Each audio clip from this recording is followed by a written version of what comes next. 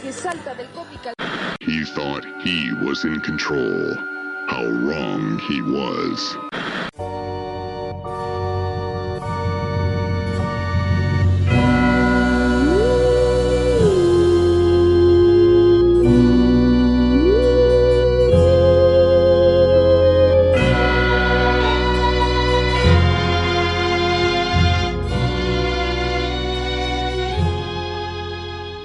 Hey, what's up? It's Shane with Dynamis Media, and I'm joined here with Stefan. That's me. And we have a very special episode because we're doing this in person. What? Yeah, also I have a cold. Well, that's not the special part. I think the part that we're in the same room right Yeah. now is the special We're part. looking right into each other's eyes. Well, I don't. I actually look away. I don't like direct eye contact. He keeps looking away. and I do look away. I'm not breaking eye contact. Yeah, it's really weird. I don't like that this is the start. This isn't what I expected. So you're going to hear a lot more noise, a lot more other weird stuff going on. But hey, guess what? Live with it. Sometimes a dog will show up. Live free or die hard. Isn't that like one of the Die Hard movies? Like one of the lesser ones? Yes? That's the one with Timothy Olyphant as the villain? I pressed a button. What'd you do? I don't know. It works. We're good. Well, don't break everything immediately. We just started. I know. So this is like our brainchild was do remote podcast, then figure out how to do in-person podcast, and then perfect the in-person. It's a lot more fun. But This is the first I've heard of this brainchild. I did not know that was a brainchild. yeah, well, it was kind of like a recent brainchild of mine. Yeah, but I don't have much you going said on. our, but it's not our. It's Yeah, you. well, it's ours now. Well, sweet. Glad to be here. So I think just kick it off. Last time we played a new game called Name That Movie. And the question was, where we're going, you don't need eyes, and you guessed. Event Horizon, And baby. you were correct. I know I was. Yeah. I actually knew I was so correct on that one. You were so correct. And everyone else knew they were correct. Yeah. I think in the Facebook group, like in our chat, that was where I revealed to our old fraternity brother, Max, that it was his love of that movie that kept it in my brain all of these years. So hopefully he doesn't mind being shouted out briefly. Yeah, we had like an awesome interaction between Max, you, that weird Patton kid who we love. Eric? Yeah. I was best man in his wedding. What do you call him? He's the Weird. best. He's the best. Yeah, he's great. So shout out to you guys. Love you. So we got a new game. I'm trying to mix it up.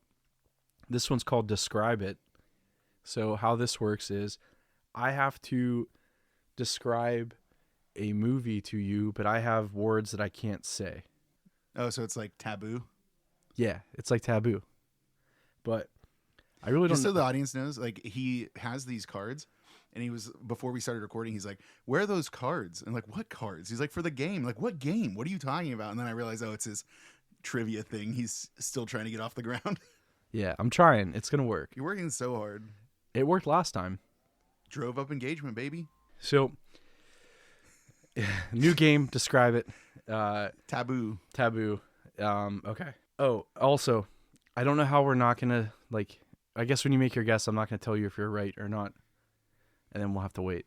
So, You have to edit it out if you do tell me. yeah. I probably will get excited and tell you anyways. Probably. Yeah. Right. You've done it before. Okay. Night Vision, famous movie, like famous horror movie. Yeah, bud. I get it. But they always film the audience reacting to this movie. Like it was huge. I remember it. Dead Dog. Dead Dog. Ooh, that doesn't really narrow it down. Kitchen Knife. Oh, it's Paranormal Activity. Okay, so tune in next week to find out if Stefan's correct. I'm right. So you're probably at this point, you're like, why am I here? What are we doing? Well, we are talking about, I think, a hidden gem from a good birth year. 1987, the year I was born. Video Dead. Or The Video Dead. The Video Dead. Or The Video Dead, depending on. Yeah, I mean, it truly is the Video Dead. You really get that sense from this movie.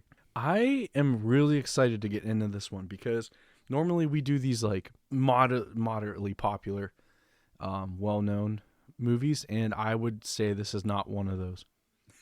So, yes, yeah, I would have to agree. This is definitely not well known. No. And I think that like most of the people who are in it are like, well, I know most of the people in it are in barely anything else. Well, you know them? Oh yeah, we met. Yeah. We chilled. Some of them are dead. Michael though. St. Michael or whatever. What's it? Michael St. Michael's. Yeah. Yeah, and that guy. He's actually one of the ones that's actually been in other things. Some of them are like, this is literally it, and they have Right. like other careers outside of movies, which can't believe it. Like such a showcase for their talents. This movie was. It really was. Like, honestly. Like, Yeah. well, I mean, we're already halfway there, so you might as well just punch into it. Well, actually, usually you let me like Do some housekeeping beforehand, and I had some housekeeping to do, and now you're just gonna like no, fly right by it. I'm Don't not. even- I was trying to save you and spare you. No, I have to apologize for two things from last episode. Number one, the Stephen King. It's actually a novella. It's not even a short story. N was actually not in Full Dark No Stars. It was in Just After Sunset, which I only realized that after over Thanksgiving break. I went back to my mom's house, and she just basically had me go through like all these crates of books and stuff like that, and decide like which ones she can donate. And one of them happened to be Just After Sunset, and I looked at it and it's like, oh, what stories are in this? And one of them was N. I was like, well, whoopsies, I got that wrong on our last podcast episode. Uh-oh. Yes. So there was that. And also I have a lot of medieval women's poetry books from grad school, which, I didn't realize I kept all those. But if anyone wants to read Hildegard of Bingen, I got it. I got the collected poems of Roswitha. Someone actually asked me that the other day. Did they? No. Oh, well, if you want it, I got it. And I brought them home with me because I was like, these aren't safe in the country. And then let me think. What was the other thing I had to apologize for? Oh yeah, when I was doing my like fake Southern accent, try to spice things up. I was meant to say the Book of Ruth, being the only book of the Bible that like, doesn't have like God in it. Really, it's more like a history text. And I said youth because I was trying to do my fake accent. So I think the moral of the story is don't do a fake accent because it sounds terrible and I mispronounce things. Do you think that that's the lesson to take away from that? Yeah, I'm sure there's some other weird condescending lesson we could come up with and alienate most of our audience. So, How does that alienate any of our audience? what? How does that alienate any of our audience? Oh, if we make a Bible joke? Well, it was just a joke. It wasn't even really a joke. It was just more like an observation, wasn't it? Was it? I don't know. Who has the time? Who has the time? Who has the time to look into these things? Oh, man. All right, well, so now that we got the apologies out of the way, which I don't think... I have another thing I have to talk Oh, about. no. I actually wrote a review for Godzilla -1 Hell for the yes. website. And like kind of like a little glimpse behind the curtain for our audience, even though I doubt they care about this. I generally write the reviews and then I just sit on them for a couple days before I send them to you whenever I actually write them. Yeah. And whenever I don't just talk about writing them and then never do. But Godzilla -1, I loved it so much. I've actually already seen it twice, number one. So Godzilla fan, baby. So yeah, I wrote the review and I'm just letting it sit a little longer to make sure that I'm happy with it. And I'll be sending that to you. So it's depending on how much you need to do with that, it might actually come out before this episode does, depending on what you do to spice that stuff up whenever you put them on the website. Could you maybe just quickly explain the title? Godzilla -1? Yeah. What do you mean? Like, why? I think it's just because like it takes place earlier than even like the original Godzilla did, because the original Godzilla was 1954, I believe, and that was when it came out, and I think it was also contemporaneous with the release.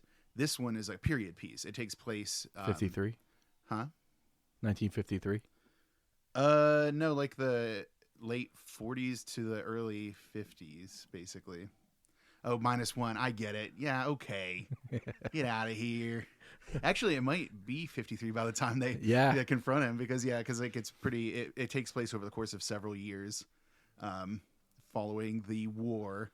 It's about a quote unquote failed kamikaze pilot who comes home from the war and is dealing with like survivor's guilt and stuff. So very good movie. I recommend it. And I think that like the theatrical run has been like expanded. So if you get the chance, go see it. Yeah, I wanted to. I know you guys kind of last minute were like, "Hey, we're going to see this." I couldn't make it, but well, the one time I only went with just me and McMurray. Yeah. And then the other time I just saw it alone. Like, I don't mind going to the theaters alone. And I'm trying to get another trip together of people to see it before it leaves. I'm in. All right. Well, like we'll try to do it. I think we wanted to do like an early Sunday morning one, but that never happened, and I also didn't wake up in time to make that happen. I love Sunday morning movies, so I'm in. Matinee. That's what's up. All right. Next weekend, if it's still playing, assuming it is. Cool. I'm in. All right, listeners, you heard it here first. Godzilla -1. We're going. 1953. I think it might actually be by the time. No, I think it's like closer to like post-war. I think it's like still like in the 40s when the movie. Like 49. Yeah, but like what happens is like because the movie starts with like literally the end of the war and like the rebuilding of Tokyo, and then like a lot of years elapse as like this dude is like living his life and kind of like a shadow of himself because of survivor's guilt and like all of these things and post-traumatic stress and all that.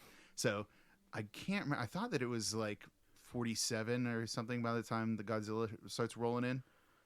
But well, speaking of survivor's guilt, why don't we get into the cast and crew of the Video Dead? Yeah. We're done with the Godzilla conversation? Yes. All right.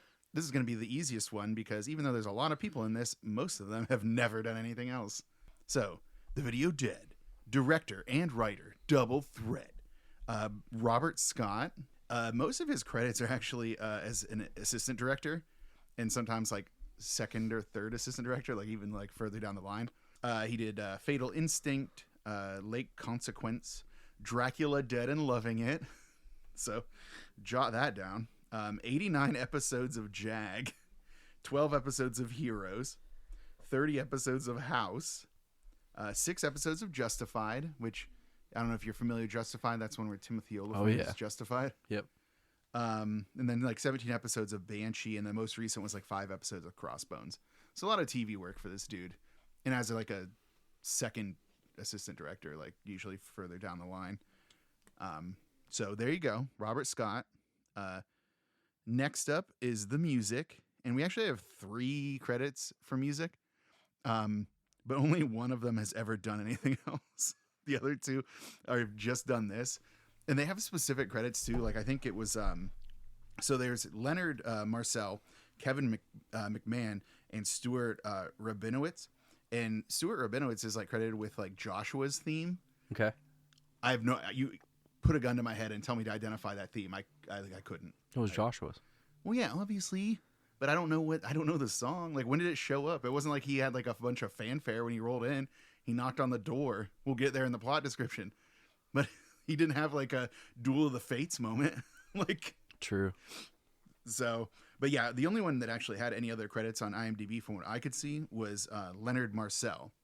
So he was composer for Night of the Kick Fighters, Street Asylum, Fatal Encounter, Blind Vengeance, and then he had like sound department for The Unholy, Waxwork 2, The Cellar, Candyman, Friday, and then Sesame Street, Cinder Elmo.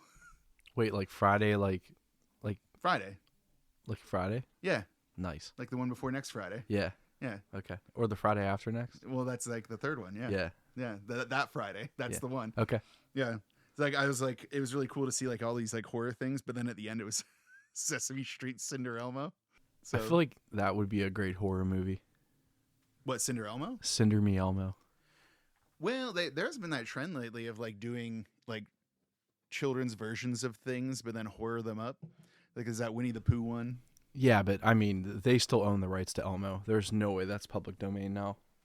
No, Elmo doesn't. Yeah. That belongs to Jim Henson's Muppets. I wonder if you can hear your dog like 100%. its ear. Yeah, it's annoying the shit out of me. Oh, Zoe. What a fucking shit show. I don't know if I'm going to take that out. I mean, she's just living her best life down Just here. licking everything and like. Can you hear her licking stuff? Probably. People are gonna think I'm some kind of perv. Thank God I don't have the monitors on. That would be like the worst ASMR for me. That would be gross. Yeah, I should have put the noise gate on. I'm like, I don't think we'll need it. We'll be all right. And here we are. Here we are. Yeah, but no. So yeah, music. Leonard Marcel, only one. Also, the Banana Splits movie was a horror movie. Did you know that? No. I've heard it was really good. It's like what Winnie the Pooh Blood and Honey wishes it was. Yeah. And it was actually, I think it was like sponsored by like Hanna-Barbera. Like they actually endorsed that. I'll have to watch it. Yeah. I didn't know that was a horror movie. It is, yeah. The Banana Splits movie. Wow. Who'd have thought? The more you know. That's why I'm here. All right. Well, now to get to some of the on-screen talent, we have our, I guess, main character, Jeff Blair, as played by Rocky Duvall. This is it. This is it. Well, I couldn't tell from his talent. Wow. What about those scenes where he pretends that drugs are making him hallucinate about someone coming out of the TV? Yeah. Yeah, because that's how marijuana works. Yep. All right, next up is Zoe Blair, his sister, as played by Roxana Augusin. I don't know how it's pronounced. Sure. I can't be expected to know how names are said. You don't know every language? I don't know every name. We're back back to Zoe Blair, as played by Roxana Augusin, or Augusin. That's it. This is it. She has been a practicing lawyer in California since 2000. There you go. That's her career. What did she do for the 20 years? Decade and a third there. Yeah, no idea. Okay, cool. I didn't look that deeply into it. Huh. This is all IMDb gave me. So there you go. Attorney now. Presumably still. I mean, next up is Joshua Daniels, our Texas man, our Texan bro, as played by Sam David McClelland. And he actually has a few credits to go through. What a miracle it is. So he was in Partners in Crime, an episode of Midnight Caller, and something called The Last of His Tribe. So the main I don't know how you describe him as this. He's like the wizened, experienced fighter of the Video Dead, I guess you could say. Yeah, it was kind of strange, like how he came into the movie and like what role he played and how much knowledge he had, but then like didn't want to deal with it himself. I don't know. We'll get into it. But he's very much like an Obi-Wan Kenobi character. He just like rolled in, had all this knowledge, and then but then again, so was the Garbage Man. Like, it's kind of weird that they had two dudes to like impart this knowledge. Okay, well, I had some. Yeah, we'll get there. We'll get there. Next up is April Ellison, as played by Victoria Bastl. So she's actually been in some stuff. She was in The Deadpool, but not Deadpool. Finally got that joke out. Holy shit! Fucking nailed it. Jesus, got it in one. All right, yeah, the Clint Eastwood Deadpool. Do you think the Deadpool? Do you think she liked Ryan Reynolds? I quit this game. I'm done. I'm leaving. Okay. All right. Anyways, she was also in West is West, Bad Lieutenant, but not the Bad Lieutenant with Nicolas Cage, the other one. Romeo is Bleeding, Exterior Night, Somewhere in the City. Like, those are vague titles. I almost don't believe they're real. But here's the thing. I'm going to name them because she's one of the only people in this damn movie that actually is in other things. It'd be funny if you could see who edited this stuff and it was her. Like she put the movies in. She's the one who added them and then linked all these other people in. There has to. I think that there's some kind of like authority to IMDb. I don't think anyone can just do anything. I mean, look at Wikipedia. Well, I do look at Wikipedia, and sometimes I change stuff on it. Did I ever tell you about like the thing I used to do, which was actually something that our friend Eric used to say, as every year on the anniversary of Giles Corey's death, I would edit Giles Corey's Wikipedia article. Okay. And now it's locked. They won't let me edit it anymore. So what it would do? So so Giles Corey, for those who don't know, in Salem Witch Trials, was famous for getting pressed to death with rocks and stuff. He was pressed to death rather than either plead guilty or innocent of the charges of witchcraft. So basically, the reason for that is because I think that they could like take your property. Yeah. If you pled innocent. Or if you pled guilty, they would take your property, but like let you live. If you pled innocent, they would try you, and then they find you guilty anyway and take your property. So no matter what, you had to lose it. But by being pressed to death, he was able to preserve his property and was able to pass on to his family. Nice, something like that. So his like last words are more weight. But Eric used to make this joke that his last words were "fuck you, more rocks, bitches." So I would change the Wikipedia article from "more weight" to "fuck you, more rocks, bitches." Fuck you, more rocks, bitches. Now it's locked, or at least it was locked last time I tried to do it. Or it might be just me, like it's my IP address, so they're like, this guy's not allowed to edit Giles Corey's Wikipedia page anymore. Well, folks, guess what we're doing after this is done? we're gonna try to edit the Wikipedia page of Giles Corey. Okay, back to Victoria Bastl. What she's probably more famous for, she was a professional belly dancer, actually, under the name Dolphina. And she was a belly dance instructor, and some of her like famous famous, students were like Pamela Anderson, Minnie Driver, Selma Hayek, Carmen Electra, Heather Locklear, and Rebecca Romaine. So all of them are like students who studied belly dancing under her. So that's a legacy. That's something. Probably a better legacy than the video dead, but that's up to history to decide, honestly. What's up for us to decide? Well, no, yeah, it's true. We are the authority here. Yeah. Because no one can tell us that we're not. As dictated in the Book of Ruth. Oh my God. Anyway, next up is the woman. The woman is all that she's credited as played by Jennifer Miro. She was in a bunch of things like Nightmare in Blood, Red Italy, Jungle Assault, Dr. Caligari, Poisoned Kiss, I Shot Andy Warhol. But she's probably more famous for being a part of like this like goth punk new wave band called the Nuns. That's fucking awesome. Mm-hmm. Yeah, she has quite a resume on her there. Did they dress up like nuns? I don't know. Like the thing made it seem like they're really famous, but I don't know anything about them. No, they do not dress like. Well, okay, hold on. Well, sometimes they do, sometimes they don't. It looks like they don't all the time. That's confusing. Yeah, like real nuns. Yeah, here they just kind of dress in like 80s like new wave kind of attire. So, but then in this picture, they dress like nuns, but also that's like an album cover, so it's probably not even really. Yeah, right. So yeah, there you go. She was part of the Nuns, which is apparently something she's famous for. They're not real nuns. No. And they're not like that movie, like the spin-off of The Conjuring, The Nun. Mm-hmm. Not that nun either. Next up is a guy whose name I didn't realize in the movie, but his name is Henry Jordan, who's actually the highest billed person in this, as played by Michael St. Michaels. That's the author, right? It's the author, yeah. Yeah. They don't say his name until after he's dead, so it was like really like during my notes I was just like I can't ever remember this guy's name. Yeah, I remember April's like he's a real famous author. It's like likely story. Yeah. So Henry Jordan is played by Michael St. Michaels. He's been in some stuff. Ninja Academy, Alex and Emma, The Greasy Strangler, Freshwater, which looks like it features an alligator. So consider my interest piqued. Something Extremity. Does Betty White feed it? No. Are you making a Lake Placid reference? Yeah. That's such a good movie. It's such a good movie.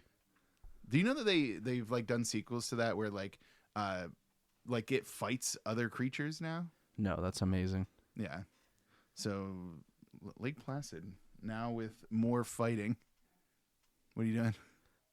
Oh, because she's licking stuff again? I don't think you can hear it. I don't think you can hear that. That's not, All right. Hey, audience, if you hear something that sounds like licking, it's not me. It's the dog. It's a dog. Fat, Fleshy Fingers. And then his last credit is called Shit Show. Don't know what it is, but sounds cool. Sounds like a continuation of Fat Finger. What was it? Fat, Fleshy Fingers? It was Fat, Fleshy Fingers. Yeah, nice. Yeah, don't know what that one is either. I just like the names of his stuff. The Greasy Strangler. Tell me more, sir. Yeah. So there you go. Michael St. Michaels, a true star. All right, next up is the Garbage Man, a character that I thought was going to be way more involved in this movie. Yeah, I did too. So the Garbage Man is played by Cliff Watts. His other credits include The Reluctant Robot. So curious about what that title means. And then Roller Coaster to Hell. Not that curious about that title, but The Reluctant Robot? Yeah. Like, does any robot really have a say in its creation? Like, yeah, it's just like such a strange idea. I want to press this button for this thing to do what I told it to do, and it's like, Like, I feel like all robots are reluctant in that regard. I guess, like, they don't choose to become alive. Next up is Maria, the maid that we get a lot of unexpected backstory for. Yeah, that was kind of weird. Yeah, played by Libby Rustler. She's in Midnight Caller, The Babysitter's Club, which is a TV show, but I didn't see how many episodes she was in of that. And then 100 Center Street. Yeah. Yeah, there you go. That's it. That's it for Libby Rustler. And now we're just going to have a bunch of people that have basically been in nothing else. So I'm just going to name them because I like to at least bring up people who play as characters that die. Right. So we got Mr. Ellison. That would be April's father. It's played by Garrett Dressler. Nothing else. Bev Turchow, played by Muffy Greco. Nothing else on IMDb. Abe Turchow, played by Walter Garrett. Nothing else. Jack, which is apparently the name of one of the zombies. Jack Stallman, nothing else. The Bride, probably the most distinct of the zombies, played by Diane Hadley. Nope, nothing else. And then the last one is a zombie credit is Jimmy D, as played by Patrick Treadway. And he's actually been in stuff, Shane. He's been in The Ward, The River Murders, Game Camera, 2 episodes of Z Nation, the Sci-Fi Channel we love Asylum that show. joint. What? We love that show. We do. Yeah, in this household, we love Z Nation. Yeah, we're a Z Nation first. So, Depth of Field, and then the last one is Raven, the animated films of Ron Ford. Don't know who that is, but it's not Raven like Raven, like a bird. It's Raven like Ravin, and then like an apostrophe. Like they're really excited. Dropped off the G. Like real excited about it. There you go. And he's like a narrator in that. Great. There you go. There you go. One page of credits for all of these people. Which is wild. Yes. No one has been in anything else pretty much. So that's it. I shouldn't have thrown that paper because now your dog wants to come sit with me. Yeah. All right. So now that we've covered the cast and crew, did I miss anyone that you wanted to talk about? Because there are some other people in this, like the 2 delivery guys that are both named Donald. There's like Donald and then White Donald. There's 2 of them. And then okay. What? The one's black and one's white. So that's it. The Donald. Oh, and I guess like there's 2 more zombies that we didn't talk about. I think their credit is Ironhead, but in my notes I called him Lumberjack. And then then there's one that I think is credited as like the how do they credit him? I think the Creeper. Oh, the blue guy? No, that's Jimmy D. And Okay. I called him the Jock. Okay. Because he's wearing a Letterman jacket. Yeah, and he had the swooped hair. No, I'm talking about the one that's dressed like a film noir guy. Looks like Nick Valentine from Yes. Fallout 4. Yes. Yeah. They call him like the Creeper. Okay. But I called him a detective because he looks like a film noir detective. That's so good. No idea who that guy is. He didn't have any other credits. So that's pretty much it, is like those guys. And then did you want to talk about them? No. All right, let's move on. Well, what's next?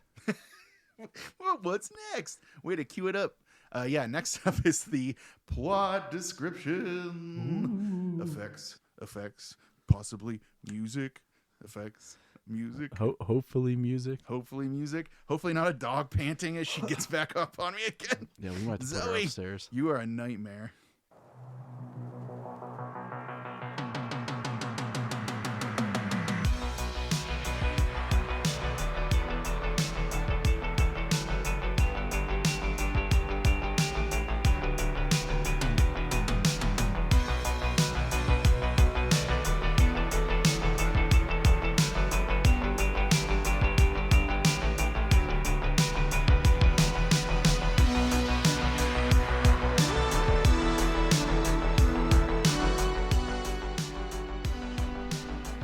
Next up, I already did the I already did the intro where I said plot description, and then I made some sound effect sounds, which you'll leave in cruelly. What do you mean cruelly? I mean, you do them. I do, yeah. Basically, I'm a cartoon character. All right. So now, opening MGM Lion, Ars Gratia Artis. Actually, that's not. Is it? Does it say Ars Gratia Artis on the MGM logo? We have no way of finding out. I mean, I could Google it, but I don't know if it's worth my time to do that. But yeah, Leo the Lion is there. Someone look it up and get at us on Facebook. Hit us up on the internets. On the gram. On the Instagram, yeah, like why not? All right, so the music, the opening credits are kind of basic. You can almost tell that they have no budget for this thing. A few moments later. How far back do I have to go that we had to like do all that? I don't know. All right. Well, you'll just have to deal with it in post. I'm the postman. Oh, the Postman? The Kevin Costner movie? Dude, I've brought that up at work recently. I probably need to talk about movies less at work because I don't work in film. Nah. But I brought up the Postman because I was talking about Waterworld, and I was like, Waterworld is just basically Mad Max, on water. And then someone was like, yeah, it was like a period of time where Kevin Costner was making like bad movies. Mm-hmm. And then he brought up the Postman. I'm like, yeah, but actually like unironically love The Postman. I love that movie. I can't get enough of it. It's like Kevin Costner. I don't know why he just doesn't make bad movies. Well, what about that Robin Hood one though? I love that one. Oh no. Oh no, show canceled. Well, the problem with that isn't even like the movie. Like I think Alan Rickman rules in that, but his Christian accent, Slater's though, great. His accent though. Morgan Freeman's great. Didn't we talk about this before? Where you talked about Yes. Christian Slater? You thought he played Little John, but he plays No, Will he Scarlet. plays. Yeah, he plays Little John's buddy. Will Scarlet. Yeah. All right. Anyways, back Robin to the video. Hood and Den. Little John walking through the forest. Oodle-la-la-oodle-la-la, what a day. Isn't that from the animated one? Yeah, it is. You can't just go combining the bands. Can't combine the band. Oh, what's the one? What's the more recent one? The one where it's like a war in the Middle East allegory kind of. Frozen. Like, what? What? No, there's a new Robin Hood, Oh, and it has like what is it? Taron Egerton in it or Egerton? oh, I didn't watch that one. Yeah, and it has like Jamie Foxx as his like teacher or something. This is a real movie. Don't you give me that look. So the audience can't see it, but I'm getting a very quizzical look from Shane here. I feel like you're just describing This the is Kevin Costner Robin Hood, but with just different actors. No. But well, it's impacted by that, but it's the new one. Okay. We'll watch it. It's like the King Arthur with the guy from the motorcycle television program, Charlie Putnam. Charlie Hunnam, Yeah, the star of Pacific Rim. that guy. All right. The only thing he's known for, the star of Pacific Rim. Not the, what was it, the Warhammer movie he was in? Was that Warhammer? No, that was Travis Fimmel from Vikings. He was in the Warhammer movie. Gotcha. Or wait, no, that was a Warcraft movie, not a Warhammer movie. Warcraft. World of Warcraft. Yeah. Okay. Jesus Christ. What happened? We are down. Dude, time has passed. This is, maybe recording in prison is not a good idea. That was way too far away. Anyways. Reincarnation doesn't have to be. Back to the... Space is the place, the sky is the limit, yeah. So? Cream of the crop. You can't just... No, don't Macho Man without doing bone saws ready. Bone saws ready. I'm so sick. For 15 minutes. I usually can do his voice. I'm so sick. It's because you're sick. You can't do it, yeah. 15 minutes. Push through the pain. So anyway, what was it? Oh yeah, we're back to the movie. Opening credits. We have some pretty sick piano music. So good. I like it. Yeah, I This really like this these music. beats. Yeah, Deserved better from the filming. I think that we just feel that way though because we just love this style of music. It was so good. It was I'm very like, good. Yeah, they took every awesome horror movie from the late 70s and early 80s and was like, we got this. yeah. It was no, so that's good. mean. That music is good. Some of the songs later, like the '80s style, like rock songs, I'm like, nah, not so much. Like with those. But like hell yeah, this like opening music over like a text crawl. Yeah. And it was just like the opening credits too were just basically like what, black screen, white letters, you know. They did the Halloween thing. It was great. Yeah. I loved it. It was very minimalist on the screen front, other than the logo for Video Dead. Right. They obviously went all out on that Right, with right, the right. reds and the blues. Right. So Blues are expensive. houses of blues are. Smash cut to gentle piano music in a house in autumn. There's a man sleeping in his bed when a highlight delivery truck or van rolls up. That's when we get our two Donalds. Did you notice that they both had Donald? Yes, I did. Yeah. That was so cool. So those dudes in their orange jumpsuits get out and they grab like a huge wooden crate. They go to the door and ring the doorbell. The sleeping man is not interested in this and tells them to go away, but eventually they do wake him up. Also, did you notice that he had like a dead as hell goldfish? Yeah. I didn't really understand. Why did we have to see that? So he just like turns and looks at his goldfish bowl, and there's a goldfish that is not even recently dead. That water is putrid looking. Yeah, I think they were just trying to show how aloof he was and like out of touch. Just how much this guy sucks. Yeah. Even though he's a famous author.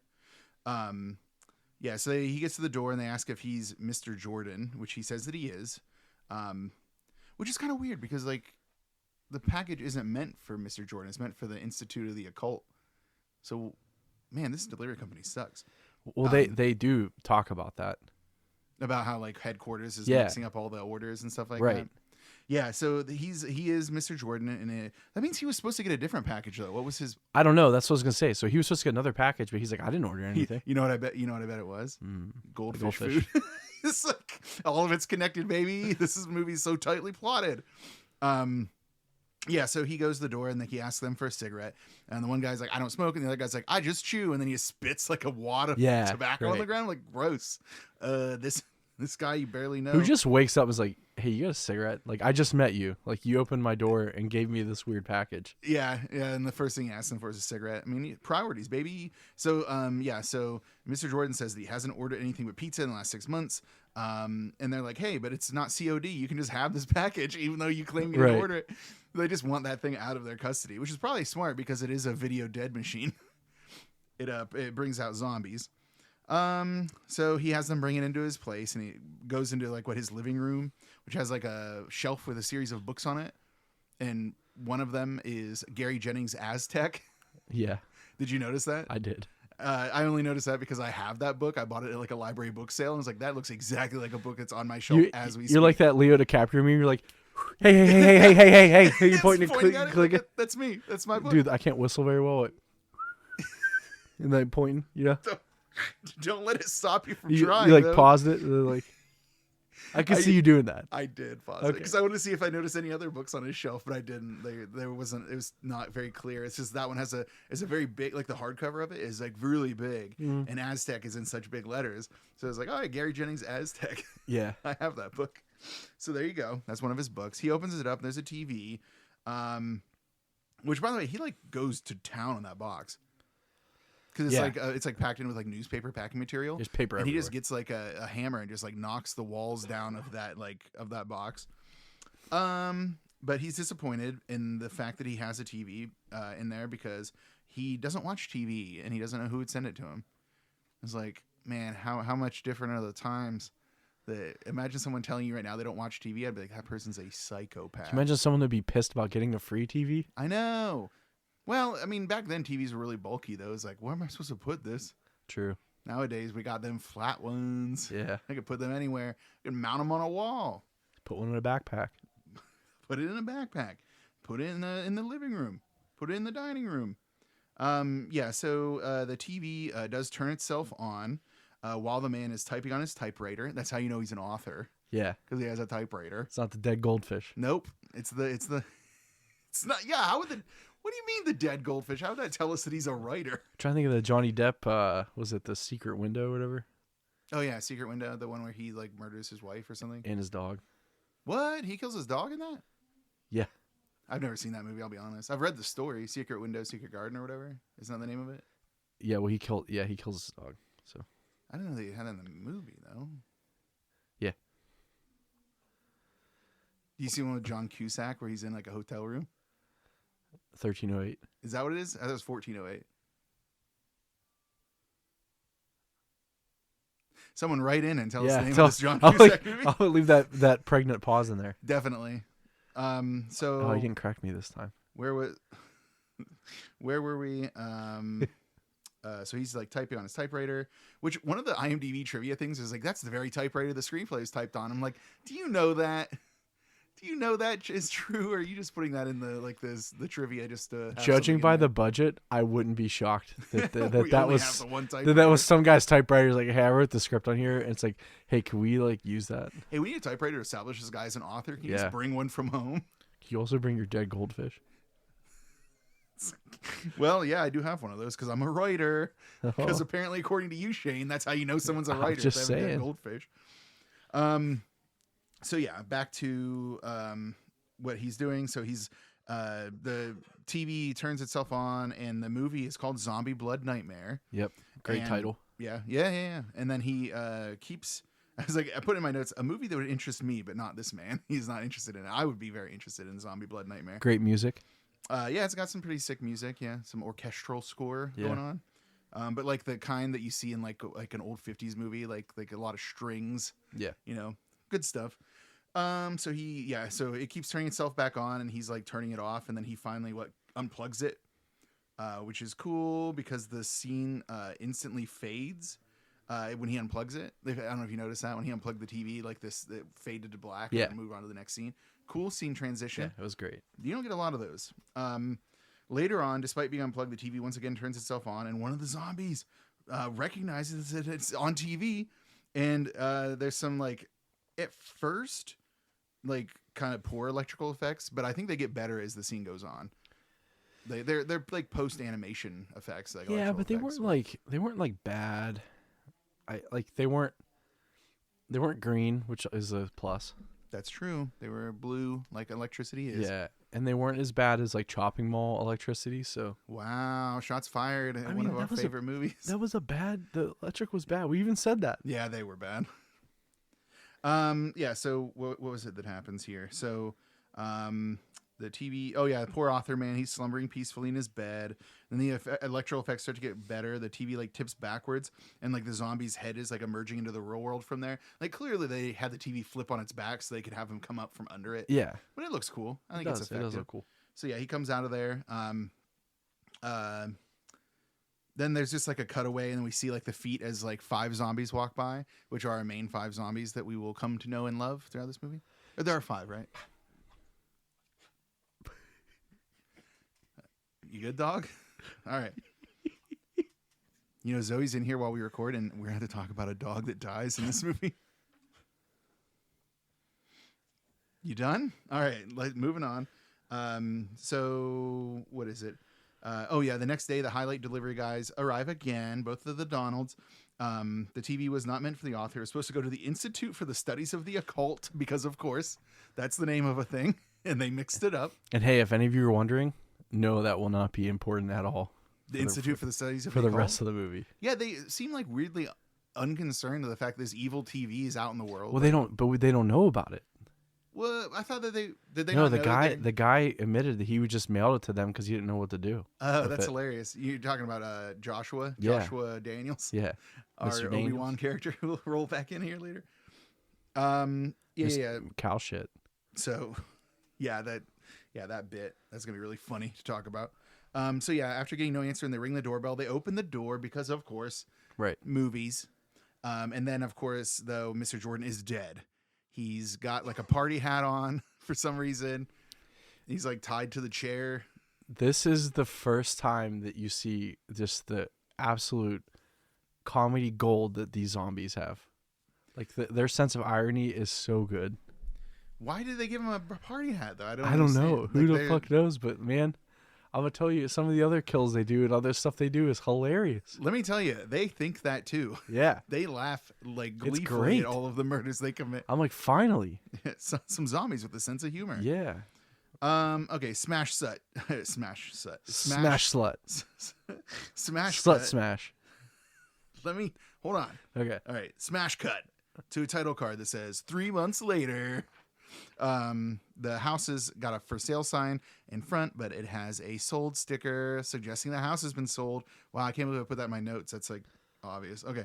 There's some kind of like computer company truck that pulls up to the house. Yeah. Which I thought was weird, but I guess they're the movers for the company that like the dad works for. Yeah, the Blair parents work for. Yeah. Very neglectful parents at that.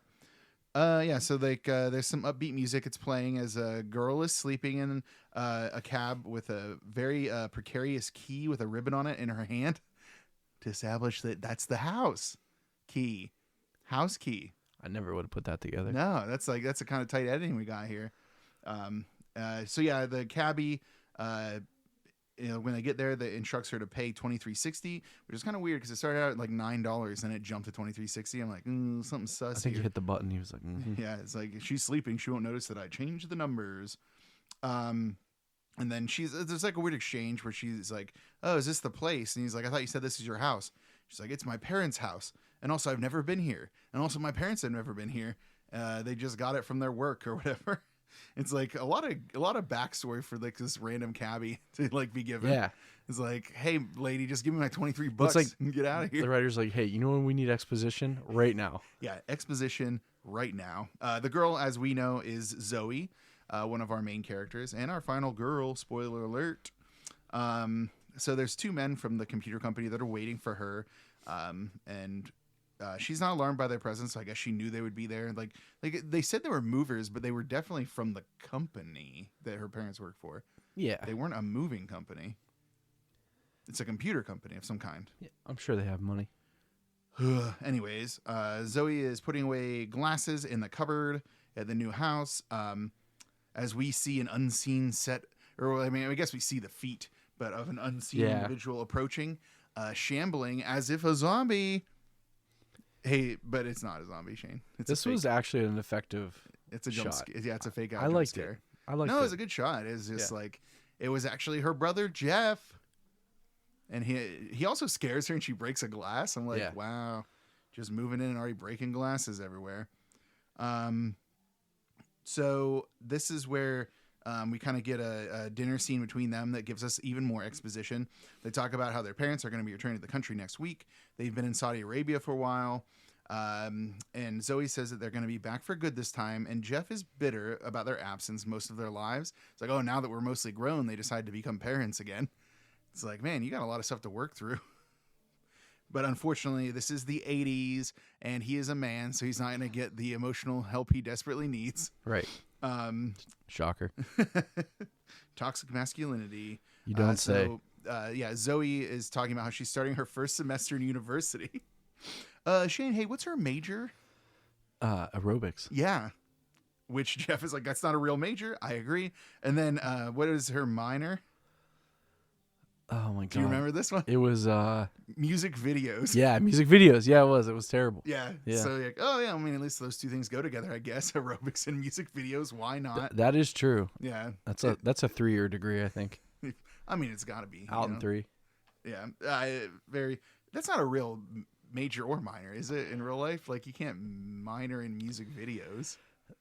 You can minor in video production, and then you could major in like performing arts, like dance. But would that be what aerobics is? I would have thought that would have been more like fitness of some kind. I don't know. Like it.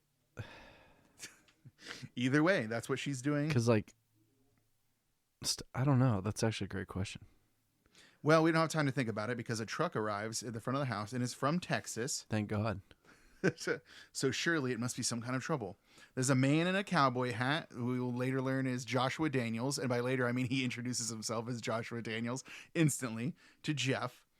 He tells Jeff about the crate that was delivered to their house by mistake, which we knew about because of the author, Jordan. And since they just moved in, Jeff is like, I don't know anything about a package. I don't know anything about the previous occupants because my father's company got this house. So just very dismissive, even though I think that at this point, Daniels is trying to explain to him. Yeah, he tells him. That's my next note. Daniels tells Jeff that the package is a TV that looks normal but isn't, and more lives will be lost if it isn't found. But Jeff is dismissive, which he'll come to regret.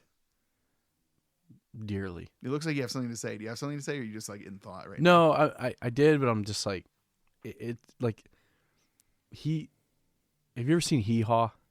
What? The show Hee Haw? No. It's like the old like Western sketch comedy show. You used to always see like infomercials for like reruns and stuff. Wait, is that the one with the fucking puppet? No, that's Howdy Doody. That's Howdy Doody. Whoops. But like, so like him coming up, like he's got his hat in his hand on his chest. He's like, gee, mister, I sure do. Like, it was just weird. Like, it was a very weird. Well, he had to have a cowboy hat because how else would you know that he's from Texas? We're free. Do you expect people? Yeah, the dog just left everyone. But how do you, if you don't have a cowboy hat, how will people know you're from Texas? I know. All right. So yeah, Daniels appropriately shouts at Jeff after Jeff shuts the door that he's a damn fool. Zoe asks who it was, and Jeff like incorrectly reports to her there was a man that seemed like he was trying to get them to buy a TV. Yeah. Like, in what world is that? What was happening there? He wanted to find a TV that you already have. Oh, Jeff, you'll regret that when your girlfriend is dead. I think girlfriend's a little strong of a title. It was going that way until her family was murdered. Yeah. And then her. Well, spoiler alert. So smash cut to the TV, which is now in the attic, but like alone in the middle of the room. Yeah. Very funny. Like, who put it there? Yeah, I know. That's just where it lives now. Yeah. The TV can move itself. Jeff, while combing his hair in front of a mirror for a really long time, He hears the voice of a woman from the TV, and it's the woman. Yeah. From like that the nun. Yeah. The Nuns The woman. band. She's only credited as the woman. I don't know how else to credit her. She's talking to Jeff and telling him that she loves him and wants him to make love to her and that he should come up to the attic. And he goes up there, and obviously, she's on the TV. She's not a real person. Right. Yet. Oh yeah, Zoe comes in and is trying to get Jeff to come help her, like get stuff set up. But he's in his room. He had brought the TV into his room. And she says, "Oh great, now we have 3 TVs. That's how you know that they're well off in the 80s. 3 TVs, that's madness." So Jeff, while earlier dismissive, does question whether this is the TV that that old buzzard was asking about.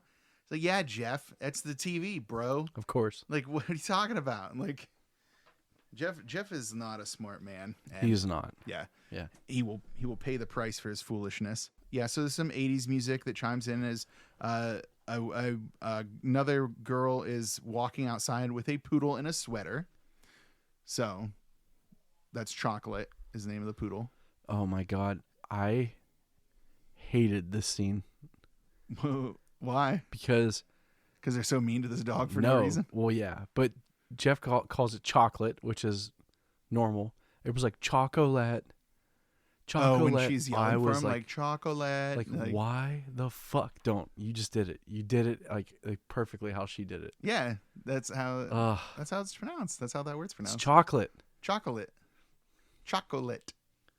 All right. As played by, I didn't say this in the cast and crew, but it's played by Bachelor. That's the name of the dog actor that plays the poodle. The girl who we will later learn is April. She frightens Jeff by walking up behind him and says hello there. But Jeff doesn't say General Kenobi because it's not 2005 yet. So Star Wars Episode 3 doesn't exist. Mm-mm. I don't think there's ever going to be a time in my life now where someone's going to say hello there to me and I don't say General Kenobi. Hello there. General Kenobi. Although I think I did that one more like Watto than like Grievous. But in any case, the girl introduces herself as April, the new neighbor, and Jeff invites her inside to get a drink, which she agrees to as long as the dog can come in. And then once they're inside, April asks her if she can let the dog off the leash because he's been wearing her arm out, which seems silly because it's a little tiny dog. Yeah. Whatever, but that's Jeff's okay with that because he says he loves animals. But then April says she wouldn't count poodles as animals, and Jeff agrees that he also hates poodles. I'm like, why are they so mean to poodles? Yeah, I don't know. Like, it's not my favorite breed of dog, but like, still. I think Jeff was just trying to play all his hand. Jeff was like over here trying to like score some points with this new girl that he's met. Yeah.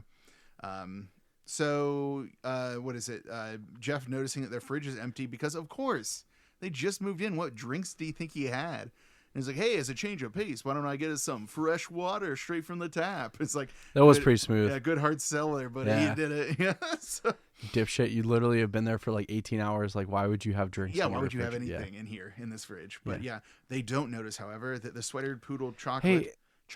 Also, like, what were they supposed to eat? The family? Well, I mean, like, so they didn't have a car.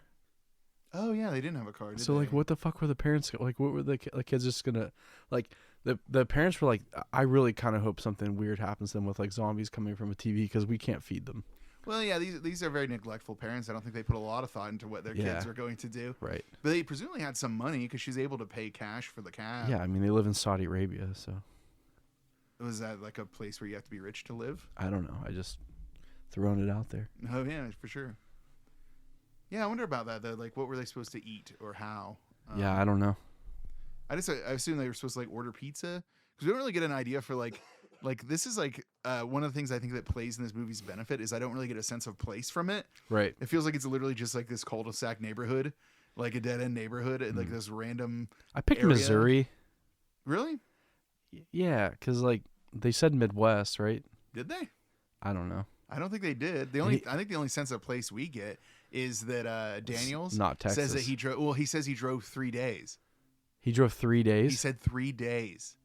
He says that, dude. He says he drove 3 days. So 3 days would be Maine, like northeast. It's got it. Yeah, it's got to be northeast or Canada even northwest. Could be Canada. Yeah, it could be Canada. Do you think it's like Washington? Yeah, or like Washington, I'm gonna hold on. I'm gonna Google this. You're gonna Google what's 3 days away from Texas? No, because you could almost spend an entire day in Texas, depending on what part of Texas. So it's 29 hours to drive from Pennsylvania to Texas, from Western Pennsylvania to Texas, straight. What part of Texas? Houston. Okay. And judging from that guy's weird get up and boots, I'd say he's probably from like the weird part of Texas. Dallas or like Midland, like Odessa. Odessa? City Isn't that a city in Russia? No, Odessa's Texas.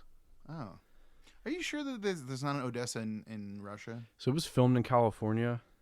I'm assuming it was probably central Northern California. So it's 12 hours to get across Texas from Houston to El Paso. And then it would be about 3 days to get to California. Well, and that was the 80s too. I'm sure that like roads weren't as good, right? Right. Well, I mean, not that our infrastructure is the best right now, considering that our government doesn't fund it appropriately. Let's get political right now. Let's do it. All right. Anywho's, where was I? Oh yeah, Jeff is explaining to April about where their parents are.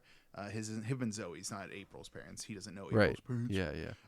But the poodle's running to the woods and is barking constantly because, of course, they have to establish it's a yappy dog. Yeah, they couldn't shut the front door. Well, here's the thing. Yeah. Well, that's kind of on April. She was the second one in, but she also doesn't live there, so Jeff should take some responsibility for it. It doesn't matter because what does Chocolate come face to face with? Chocolate? No, a zombie. Oh, come on, son. all right. It's a zombie. So yeah, he finds this. He finds a zombie, and we get like a cutaway where he goes yop yop yop. That was good. So the April is now yelling for Chocolate. You don't like that I'm saying it was so bad though. Like Chocolate. Yeah, that like it was the cadence. It was just like she's like yelling for him. Like you don't have to emphasize some of those syllables. Yeah. Jeff says that it couldn't have gotten far, which I don't know how he knows that. Dogs are fast. Right. And then there's like this random. April is like the skunk master part. of giving. Yeah. Yeah. So April always gives like backstories to stuff that we don't need. And in this case, she explains that Chocolate likes to mate with skunks in the woods, but they don't like it and spray him, which turns him on more. Yeah. Why did we need to know that? I don't know. And like honestly, why like someone wrote that down. And then edited it and was like, this is it. This is a line to keep in the movie. This is what we keep, guys. Yeah, it's crazy. So what concerns me is what they cut out. Well, yeah. I don't get the feeling they cut a lot out of this thing. It doesn't seem like it's like the tightest edited thing. Jeez. So now April drops some additional backstory that's not about this dog's sexual proclivities and asks Jeff if it's weird to be living in the murder house. And then he's like, hey, what? And then she explains about the murder of, Henry Jordan, the author. Uh-huh. Jeff seems to be concerned about it, but April immediately changes the subject back to looking for the dog, and they just don't talk about it anymore. Obviously, Chocolate's dead. They find his corpse. And Jeff says that it looks like he had a heart attack. And I put in my notes, does it? Like, how would he know? How do you know if it had a heart attack? Yeah. Like, Maybe it met its first skunk. I don't know. Yeah, who knows? April is worried because the dog belongs to Abe and Bev Turchow. Later will be murdered. But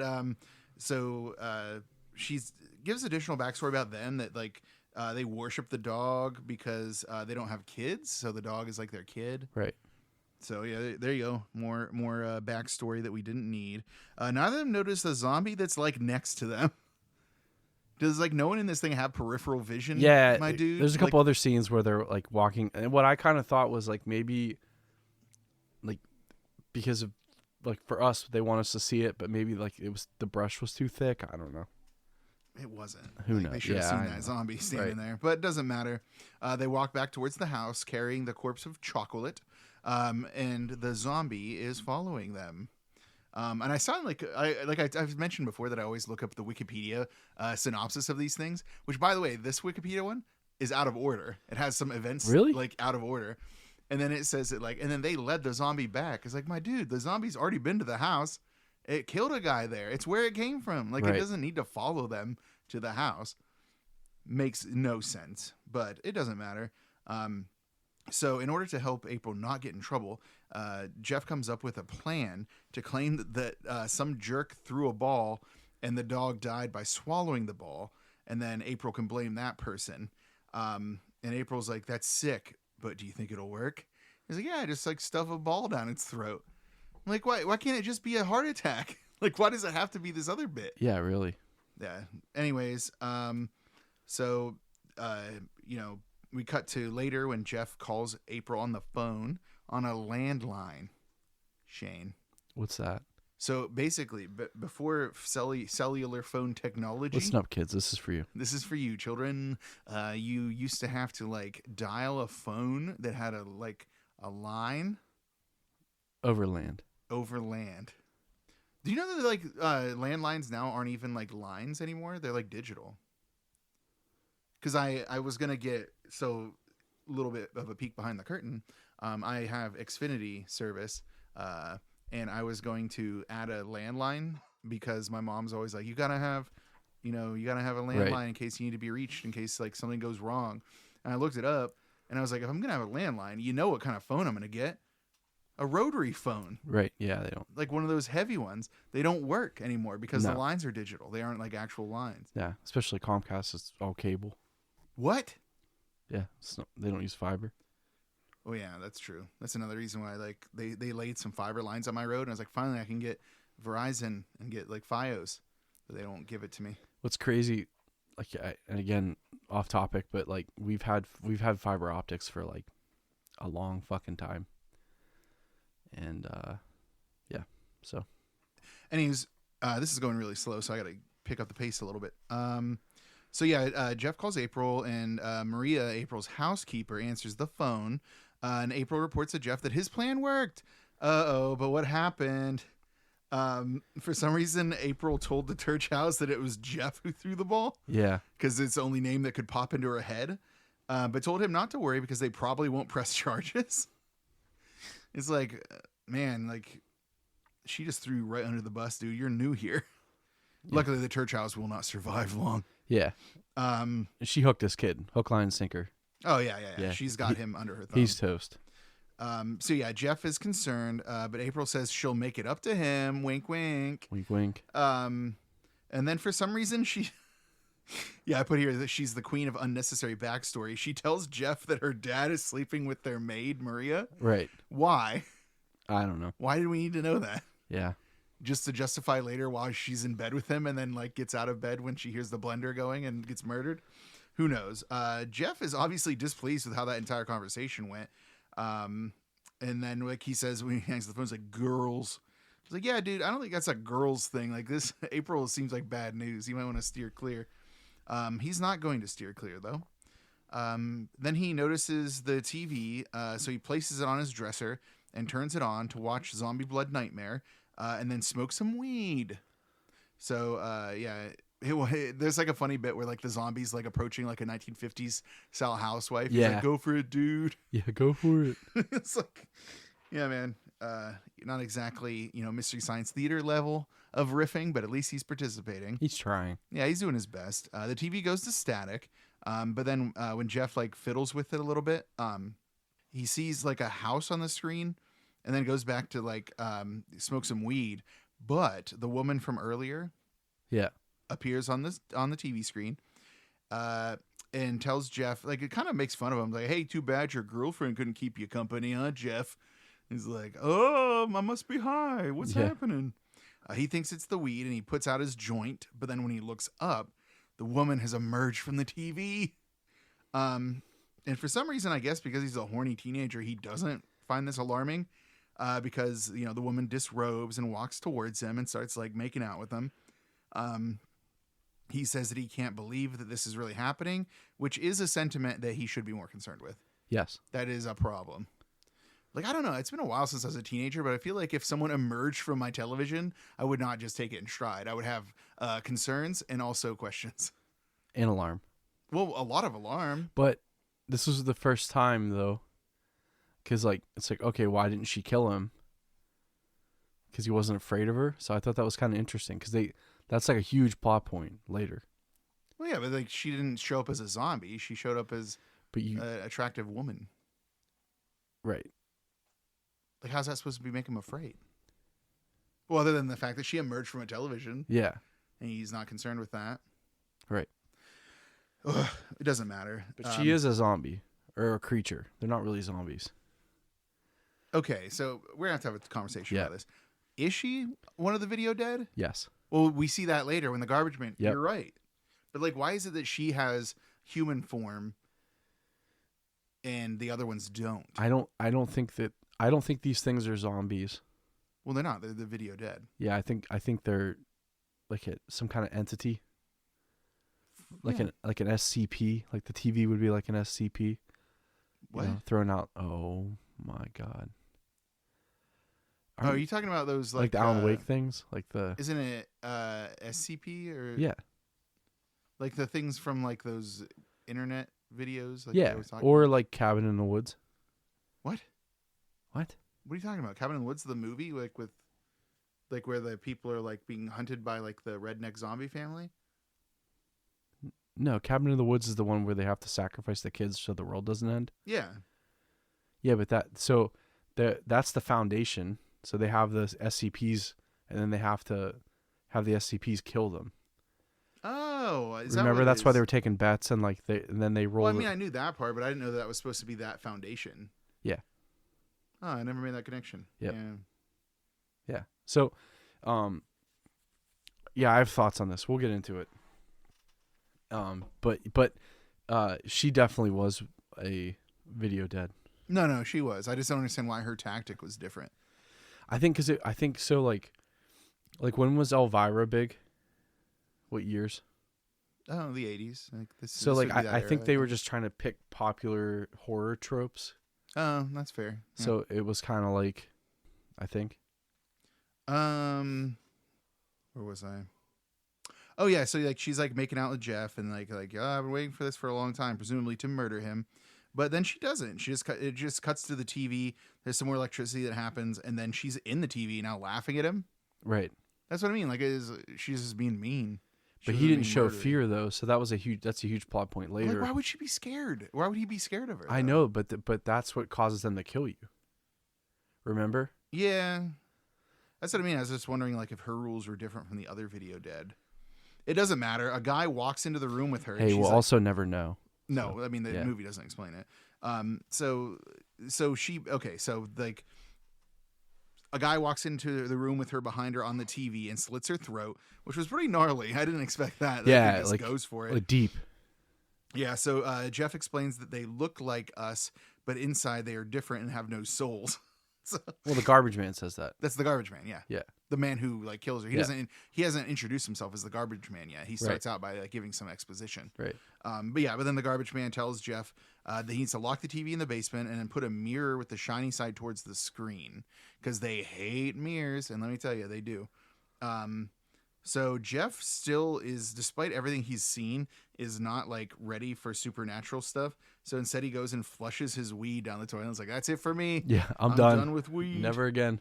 Yeah, the next morning he wakes up and finds the mysterious woman's dress is still in his room. Now he knows supernatural shit is happening, baby. So he's finally on board. He takes the TV to the basement like the garbage man told him and attempts to like tape a mirror to the TV when a zombie hand reaches out. Gets him. It gets him. And then after a struggle, he reaches into the toolbox and pulls out a hatchet. Yeah. Is that where you keep your hatchets in your toolbox? I don't know. And it wasn't even a Chekhov's hatchet. We didn't even see it earlier. No, it wasn't like it was established. It's a fresh hatchet. waiting for its opportunity. Yeah, no. And it's the only time we get hatchet action. You think I I'd know. see more. Nope. So yeah, he what is it? He gets the hatchet, cuts off the hand, and then, tapes the mirror to the TV. And the TV's like bleeding, which is kind of a cool effect. I like that. And like Jeff's like covered in blood. He just like takes off his shirt and wipes the blood off. But it seems like an excuse to have him take his shirt off because he didn't really need to do that. Yeah. But then he notices that the severed zombie hand is still moving because it's video dead. Right. Which is kind of counterintuitive to the rest of the rules that we will learn about the zombies. It is? Yes. Because we will later learn that they believing that they are alive, if you do something that should kill them, then they will feign death, and then that'll be it. But this one, like, its hand gets cut off. That hand should now be off and know it's dead, but it doesn't. So I agree with you. They do say that, but they don't ever, like, there's only a couple times where that happens. And the one gets her head chopped off. Well, that's later though. So I have a theory about that. Okay. But we'll get there. Yeah, but so like they can operate independent of their appendages. No, they can. Yeah. But I was saying that, like, according to the rules, they shouldn't try to. Right Once away. that hand is cut off, it shouldn't believe that it's still an active hand. Right. But it is. But it doesn't matter because Jeff takes it upstairs, and we get a really too realistic scene of a very dirty sink area. I did not like this. Yeah, I really didn't get that. It's like, do we really need to see how dirty their sink is? It doesn't matter because what is it? He takes the hand and puts it down the garbage disposal. Although, and then that seems to work, but Zoe rolls in and is like sus that he's like, you're up at 6:30 in the morning doing cleaning. Right. What are you up to, brother of mine? He's like, nothing. Yeah, so I'm just cleaning. Just normal teenage boy stuff. Zoe questions where the hallway mirror went. But Jeff, probably thinking he's losing his mind, doesn't explain what's happening to her now. Which is weird because she's the one who, like, as we'll find out, actually masters this game of dealing with video. Yeah, dead. for sure. It takes her a while though. Oh, it does. Yeah. Almost too long. Yeah, and Zoe's like, why are you acting so strange? She's like, that's how I am. I'm a strange person. This is how I do stuff. Yeah, that was a solid. It's kind of funny. It's like, solid response. well, I mean, it's like, yeah, I'm a teenage boy. I'm weird. Deal with Right. it. So, we cut to April's house. She's heading out to school in a rather sharp outfit, in my opinion. She had like that sweater kind of around her shoulders. She's like, yeah, she was stylish as all get out. She yells up the stairs to her dad that she's leaving for school, and he doesn't answer her or see her off, suggesting that her home life maybe isn't the best. Right. Also, he's in bed with his maid. Which is like weird that she's still the maid, but then sleeps in. It's his girlfriend. I know, but she still dresses like a maid. I know. So does that imply he still pays her? Ugh. Like, right? Because that feels gross. I know. I'm just saying. I don't know. Yeah, they have this is a power dynamic at hand here that is not, I'm not comfortable with it. Yeah, I don't know. So, I guess in that regard, then April's right. It is gross. Like, their situation is very gross. So what is it? I put father's in bed with the maid, which I guess we knew, but it's a weird thing to establish just so they can presumably die now, and die they shall, as we see the 5 zombies heading towards April's house. And the zombies have names. I call them by my own names, but they actually have names. Okay. But I call them businessman, bride, lumberjack, detective, and jock. All solid names. Yeah, but their actual names I think are like Jimmy, D, Jack, Bride, Ironhead, and Creeper. Yeah, and they never like tell you the names, so like. Well, you know which one's Ironhead. Yeah, for sure. But he doesn't start out as Ironhead. He starts out as Lumberjack because he has plaid so on. why would he be named Ironhead? Yeah, he doesn't get it right away. The bride goes into the bathroom and finds a wig and puts it on, but she looks in the mirror and she's upset because we know now they hate mirrors. They look gross. Jock Zombie is upset about a framed picture of April. And I was like, is it because he sees his reflection, or is it because there's also a bit like with him that he's like likes young women. Like I think he's pining over. Yeah. So apparently the director had more backstory for that, but never used it. I feel like all of these characters are like tropes, and then they're like the worst possible. All of the zombies had backstories, right? And I don't know if they filmed them or cut them out, or if they planned to film them and never did. But all of them had backstories that were supposed to be established. Like, how on earth would they have fit that in? I have no idea. I mean, it was like a tight 90 minutes, but also not. So like one of the things I read was like, so the jock is often featured, and I think his makeup is probably the worst in my opinion. He's got blue face. Yeah, right. But apparently it was because he like wrecked his car and drowned, and that was like his backstory. Was like he like was trying to run after his girlfriend. He wrecked his car. He drowned, and that's why he has a blue face because he like drowned. But like, I'm glad they didn't do the backstories because like these aren't people, and they never were. No, they're the video dead. Right. So it's like. But they're also cartoon characters So in a movie. So all of their backstories would be like just arbitrary. His writing. Right? Yeah, it's just. Well, I mean, I think they wanted to give them more personality, and I think some of it comes through in some ways. Like especially with the bride, it feels like she has a lot of personality. Some of the other ones, maybe not so much. But yeah, so businessman and detective are are at the kitchen table pretending to eat cereal, which is part of it. They like to like mime that they're doing human things. The bride, now wearing the wig, attempts to work a blender in the kitchen. Yeah. But then when she does turn on, she seems surprised. Like, what do you think is going to happen? But businessman walks into the kitchen and they both laugh about like the blender. Right. It's kind of like, I didn't expect that they'd have such a sense of humor about everything. But then, the maid wakes up because she hears the blender running, and she puts on a robe and heads downstairs, but she's confronted by the bride. And then she starts praying and she backs up. But of course, we know what happens when you back up in a horror movie, Shane. Yep. You get got. You gotta keep your eyes on the prize, you baby. gotta not get got. You can't be getting got. So she bumps into Lumberjack and he picks her up. What'd you say? You gotta keep not getting got. Keep not getting got. That's what I always say. Put that one on a t-shirt. She bumps into Lumberjack. Lumberjack picks her up by the neck, starts strangling her. Right. He's a big burly tough boy. Even though it's very obvious that he's not actually lifting her because it keeps cutting to like close-ups of her face while she's like, bleh, bleh, like with her tongue out and stuff like that. It's like, that's not how you look when you're getting choked. And then it cuts to him grimacing like with effort. So this is again where they break their own rules because an iron to the head would for sure kill. Oh yeah. So what happens is he pushes her against a wall, and she has a sewing needle. Yeah. 2 sewing needles. She goes to reach for him, but she knocks him down. Can't get him. But then she grabs an iron and just like smashes it through his skull. Yeah, buries it. Like it's in his head, and that's why he's henceforth shall be known to the movie as Ironhead. But I'm still gonna call him Lumberjack because to me, plaid is more important than having an iron in your head. Yeah, for sure. But yes, that should have convinced him he was dead, but instead he's just cool with it. He's just like takes it in stride, wears it for the rest of the thing. Right. Yeah. So you're right. They do break their own rules. Well, to be fair, whose rules are they?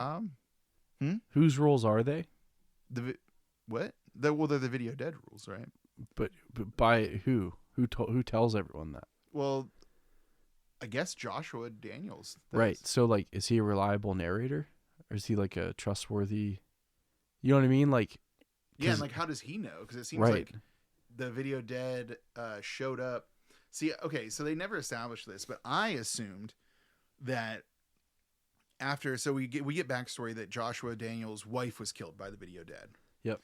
And I think he like learned from the garbage man, because some of the things he talks about are the same things the garbage man was telling Jeff. Right.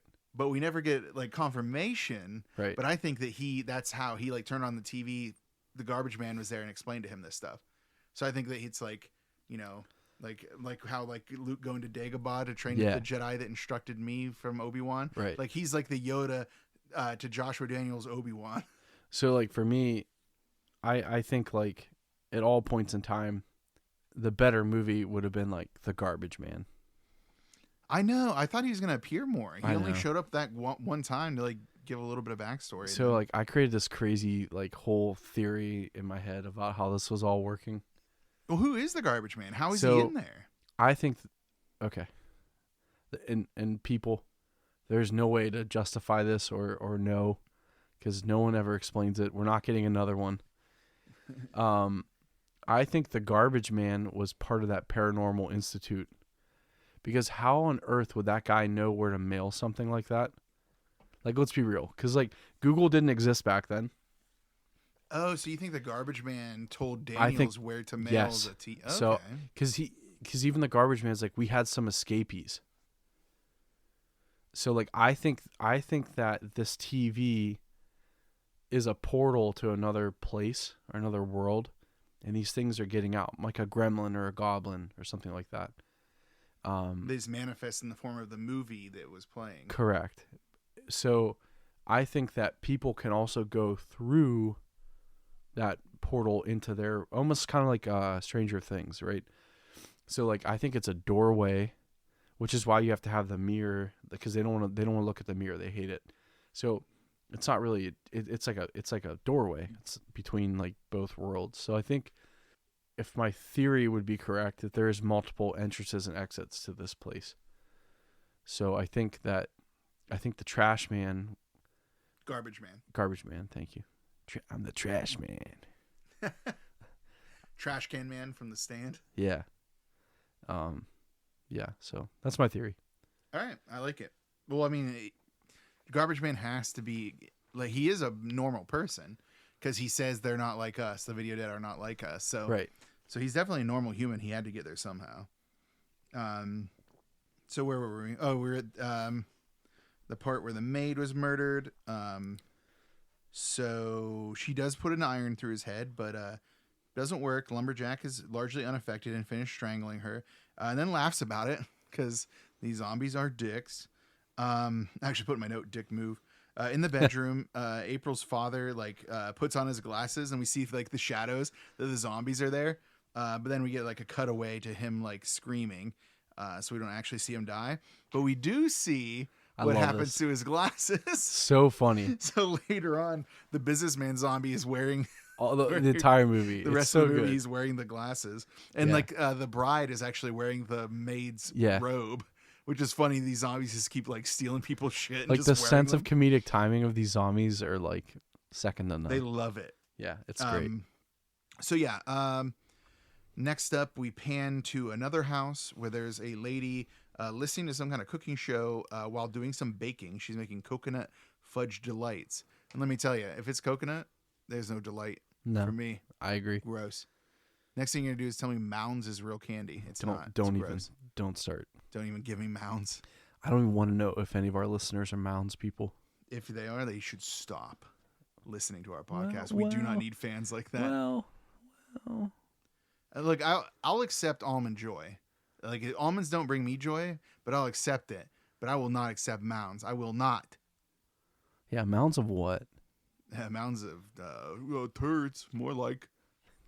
Good one. Because they're shitty. Yeah, there you go. Anyways, where was I? The lady we know is what's her name? The Turchow, Bev Turchow. So she's upset because apparently I guess like the cooking show didn't finish the recipe that she was working on.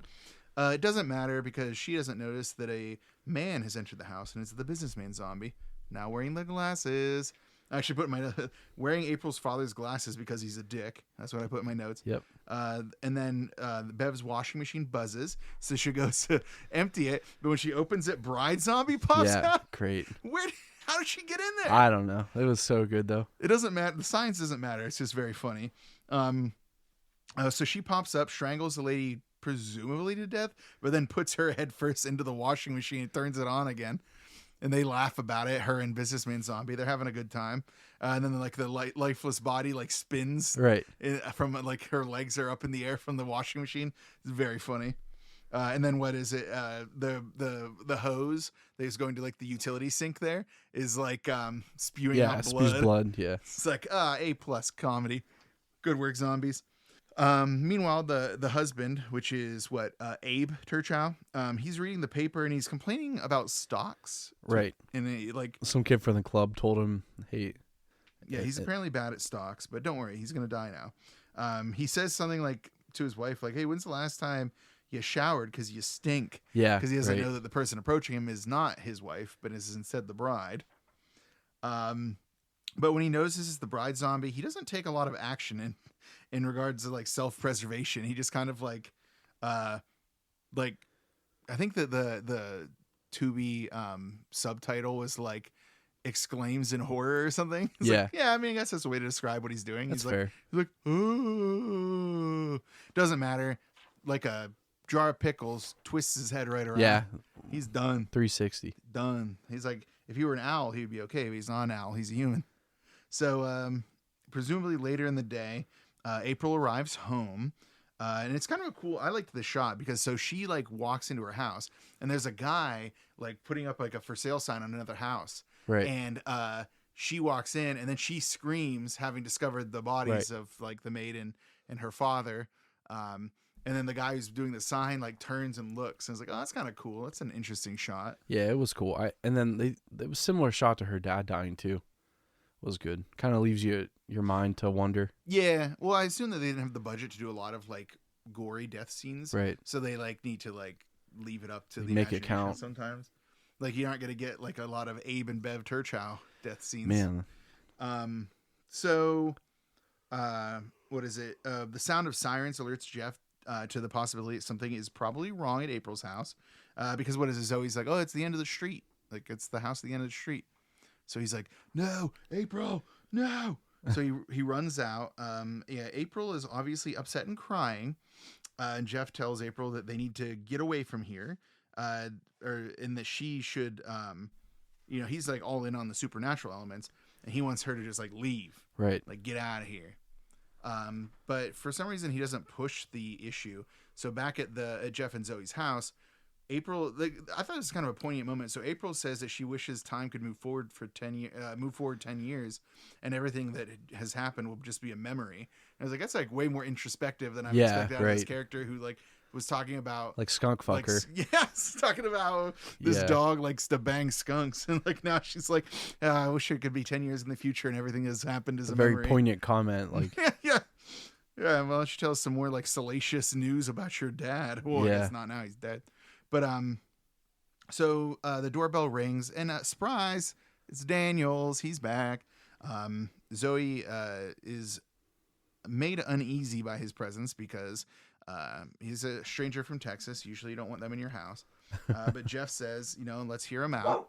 So anyways, Daniels kind of rightly says they better hear him out because now former people are dead. And it's basically Jeff's fault for not like paying attention.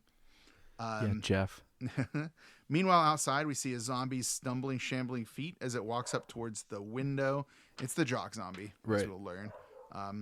Or Jimmy D, I think is what they call him. Daniels says there's no doubt about it that it was the video dead. Title drop. Finally. Title drop. The video dead. An hour and then we in. get like a repeat of it where Zoe's like, what do you mean the video dead? Yeah. Wink. Trademark. Surprising to get 3 or 4 more out of that. Like, how many more times can we say the video dead? Right. Well, they do say it more often. They later, do. But, so Daniel explains the origin of the crisis. He got the TV at a yard sale, and the video dead killed his wife. So Zoe asks how a TV can kill someone. He explains it's not the TV; it's the things that come out of the TV. But a TV can't kill someone. Yeah, it could. So easily. Yeah, you could drop it on him. It could electrocute him. Zoe asks why they don't destroy the TV. But apparently she's never seen movies because obviously you can't. It's supernatural, dude. Right. Then what is it? Daniels also says that like the TV plays tricks on the mind. Right. That it apparently can like make illusions happen. Like it reminded me of what's that movie with the mirror that murders people? And it like plays tricks on you that you can't kill it. You can't destroy it. What the hell was the name of that? Oculus. Yes. Yeah. So it's like an Oculus, but a TV. God, that was a good one. Mm-hmm. So that it's basically like that. And then Zoe, what is it? Oh, Jock Zombie opens up the door and snarls. And I was like, oh, they must see him, right? No, right. That was just for us. They must be in a different room. He just opens up the door and is like, "Arr, I'm here." What Zoe says that the story is far-fetched and hopes that Jeff isn't buying it. Jeff's buying it. Daniels is pissed, and he and Zoe start fighting. But April goes upstairs and starts to draw a bath. And then there's this like mess up scene of her like brushing her teeth and then having visions of the blood. I think that set up like it's playing tricks of your mind. Oh, so you think the video dead were making her see like the visions of her father's death? I think the TV was. was. So she's having like visions of like blood splatter and like her dad's death. And while she's doing it, she doesn't notice she's like brushing her teeth too much and is like bleeding from the mouth and stuff. But suddenly Jock Zombie is in the bathroom, and April immediately passes out of the sight of him. Yeah, that's fair though. I mean, yeah, his makeup's terrible. So yeah, she's Bam. down. What is it? Zoe tells Jeff that she wants Daniels out of the house by the time April is done with her bath. And then Daniels like says something to Jeff. It's like, a lot of damn fools running your family, boy. Like he's upset about that. But then Zoe goes in the other room and sees Jock Zombie is carrying April out the front door. And then this is kind of cool because so he senses her fear, drops April, and turns around and starts approaching Zoe. But luckily she shuts the door and locks it. It's like, who cares about April? Her parents are dead anyway. Right. Like she doesn't have a life. So like so she shuts the door. What is it? Jeff obviously wants to go rescue April. That's his love interest. But Daniel says that they can't go yet. That they need to gather up mirrors. And then we cut to the door covered in mirrors. They waste no time putting mirrors on the door. And Daniel says that they need to wait till morning because it helps to see what you're hunting.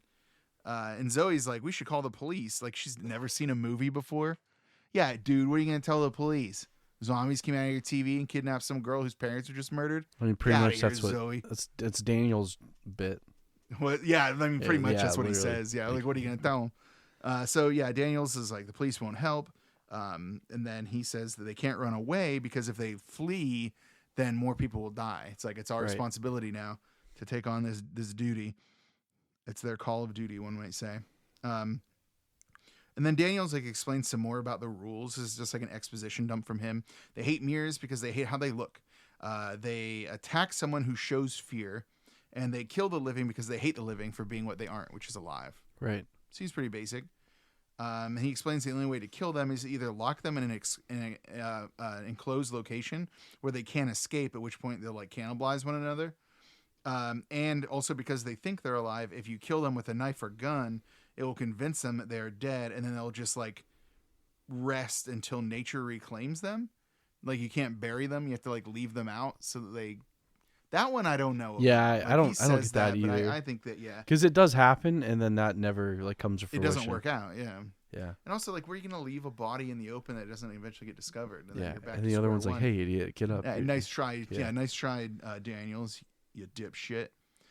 So anyways, everyone's asleep, but Zoe's awakened by the sound of a zombie munching on something.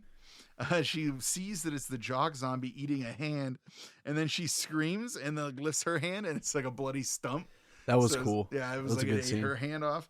But then obviously she wakes up. It was a dream. It was just a dream. It was all a dream. So Daniels is like, oh, that must have a hell of a nightmare you had. So Daniels and Jeff, now it's the morning, are going zombie hunting. Daniels, in a rare moment of like kind of being a cool dude, gives Zoe his keys and says that if they're not back at like 10 minutes to sundown, take the truck and GTFO. Right. Then we get like a long like Lord of the Rings sequence of them just walking in the woods. Jeff asks Daniels if everyone in Texas wears a hat like that because he has a cowboy hat. And I put, that's a very good question in my opinion, but Daniels does not like it. Yeah, I feel like the back and forth between them was like a little like too much. Yeah, I could have used a little editing down. Yeah. So we had time for this, but we didn't have time for like the backstory. Yeah, like or any other backstory. I don't know. But they don't notice that they're actually being stalked by Detective Zombie Nick Valentine himself. Beside them. He's like right by them. He's literally like. But of course, he steps on an errant twig, and the snapping of the twig makes Jeff turn around. But he doesn't see anything because apparently the zombies have perfect stealth scores. Right. Except for the twig breaking, I guess. That was a rare one, not one. Daniels didn't stop and seems to be continuing to walk. But then when Jeff turns around, he suddenly jump scares into Daniels. I was like, what was the point of that? So, like, Daniels acts so weird in this scene that part of me was like, is this the TV fucking with him? Yeah, is this like a secret video dead moment? Yeah, it isn't. But, like, it's not. It could have been. The movie's not smart enough for that. Yeah. So what is it?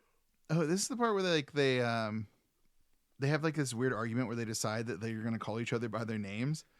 Because Jeff tells Daniels that if he sneaks up on him again, it'll result in death and destruction. Yeah.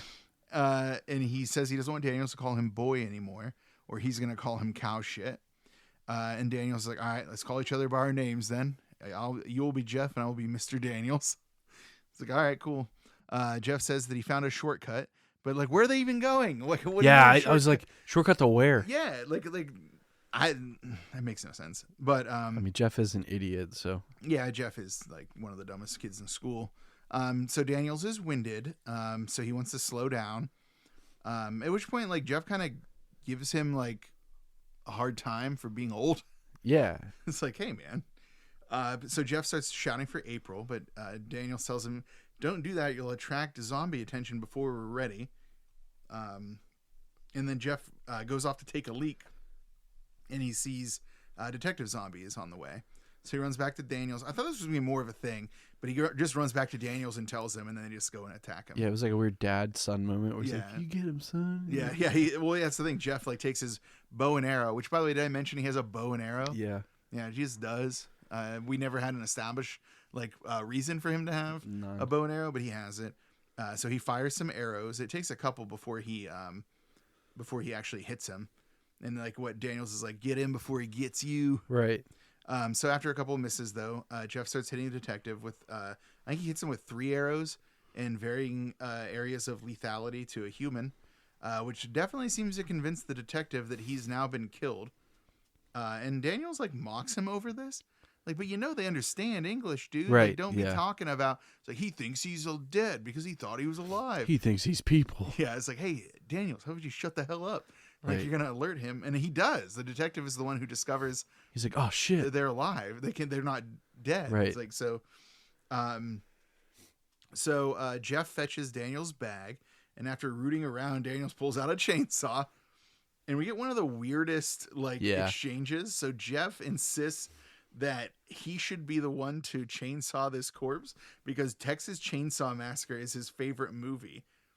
And he saw him and he killed him. And he said, I've seen the movie 6 times. Yeah. So I know how to work a chainsaw. I was like, does that movie really No. is that an instruction manual for how to use a chainsaw? No. But Daniels, being the doofus he is, just lets the kid go to town. Like, yeah, go for it. There's a pretty gruesome scene where he chainsaws the dude in half, right. Or on the midriff, and his organs are pouring out and stuff. It's like There's mice in there. Oh yeah, it was gross. It was super gross. So they leave the body in the open because you can't bury them for reasons. They depart and finally arrive at their destination, which is some random shack in the woods, which they never told us that was where they're going, was to this shack. Daniels gives Jeff a bunch of copper bells to put in the tree branches because I guess when the copper bells rattle when the video dead are nearby. Yeah, they just keep adding shit. There's just more lore to be added to this. Yeah. So it's like, here's a sword. When the video dead are near, it'll glow blue. Oh, and bear traps, which, by the way, never trap a single zombie. Yeah. They do trap a Jeff later. In the shed, Daniels goes into the shed to get set up. He discovers April's dead body, which number one, gruesome looking, and number two, I didn't expect our romantic lead to just be dead. Yeah, it was. She's gone. Yeah, it was off screen, just taken away by Jock Zombie. So Daniels does not tell Jeff about this. Jeff is going through getting the traps from Daniel's bag. And he finds 3 books in there. The 3 books being How to Kill, Understanding Guerrilla Warfare, and then just a Bible. It's like, hey, Daniels, he packs light. That's all any Texan needs. That's the only thing. This is all the reading I need to do, boy. It's the curriculum. Yeah. So Jeff pointedly asks what they're going to use as bait. And then we smash cut to Jeff hanging from a rope in the trees. And Jeff is not happy about it. But I'm like, how did Daniels even get him up there? Well, the trade-off, it was place? the chainsaw trade-off. Well, no, that's after that. Yeah, but I mean, he's hey, if you're going to leave me right. up here, give me that chainsaw so I have something to defend myself with when the zombies show up. So yeah, Daniels is taking up a sniper position from the shed. And Jeff is just bored, just spitting on the ground. I'm like, why do we have to see this? This is weird. Yeah. But then he notices that the copper bells are starting to ring. And also, Daniels has guns. Presumably. Never uses them. Yeah. Well, we see them. We see the gun. You're right, we do. It's put in another location for some reason. Anyways, zombies are on the approach. Bride zombie is now wearing April's maid's robe. I put in my notes that these zombies are thieves. So They're unable to get to Jeff, but the lumberjack, being the smartest one, even though he has an iron in his head, goes to get a large branch, and the others start to do the same. They're just like beating the hell out of Jeff with branches as he's hanging from a tree. Right. His chainsaw is not doing him any good here. I don't know why he was so insistent on having his chainsaw. But then Jeff does fire up the chainsaw, which awakens a sleeping Daniels. So he was just sleeping in the shed. Right. Number one, we know zombies are going to be coming. So how about you be awake, dude? Number two, there's a corpse in there. Right. Of a young girl. I don't know about you. I would have a hard time sleeping if there's a corpse of a young girl in a room with me. Not Daniels. Not Daniels. He's a man among men. So yeah, Daniels just starts shooting arrows, which again, I thought he had guns. Why is he doing this? All the zombies are seemingly shot dead until the bride basically. So what happens is Jeff, being the dumbest kid in school, drops the chainsaw. Yep. And the bride gets it, and she's about to like chainsaw Jeff when Daniels like emerges with the mirror and scares her away. He's right. Like, be gone. Yeah, be gone. And she does be gone. Yeah, she does. But she takes the chainsaw with her. And then like they celebrate, like Daniels like whoops and cheers, and Jeff's like, "We did it. We wiped them out." But it's like you literally just let one go. Literally, one is gone and more armed than ever before. So they basically like, yeah, let's go. They cut Jeff down, and they decide to go after the final zombie, the escaped bride. And they hear the chainsaw, so they think they must have the drop on her, but she set a trap. She did.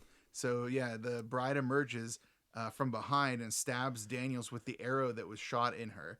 So kills him. He's Dunzilla.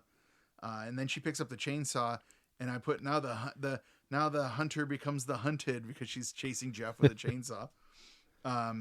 And although he's much faster than her, he manages to do a horror movie goof 'em up and steps in the bear trap that he set. Yeah, and should have known was there. So yeah, he has to like stop and free himself, and now he's hobbled, so he's running more slowly. Oh, his ankle is broken for sure. Oh yeah, I mean it's a bear trap. Yep. It's not it's like not a game to have those. So he stumbles back to the shack, nursing his wounded ankle, but he discovers April's corpse. R.I.P. to his girlfriend, or what he wanted to be his girlfriend. Right. Because Daniels obviously didn't tell him, because Daniels wanted him to keep his mind on the game. The bride arrives, and there's a scene where Jeff he decapitates the bride with a machete. Yep. That was in there, but as he goes to swing the machete, she like thrusts the chainsaw into his sternum. Yeah, which is crazy. Him. Like I'm like, holy shit, they kill one of the main characters, which I thought was cool. I love that. I love when that happens. Yeah. The main character toast gone. Yep. He's done. But he does seemingly kill the bride, except and it was kind of like a poignant scene. Like Jeff sees looks at April's body and says her name. He's like, oh, R.I.P. Young love perishes. But the zombies are not dead. Detective Zombie shows up. Like, presumably, he was bisected, so I guess his top half that's kind of what I was like, how the fuck did he get back together? Because we never see him later at the house scenes. Right. Like, he must be around.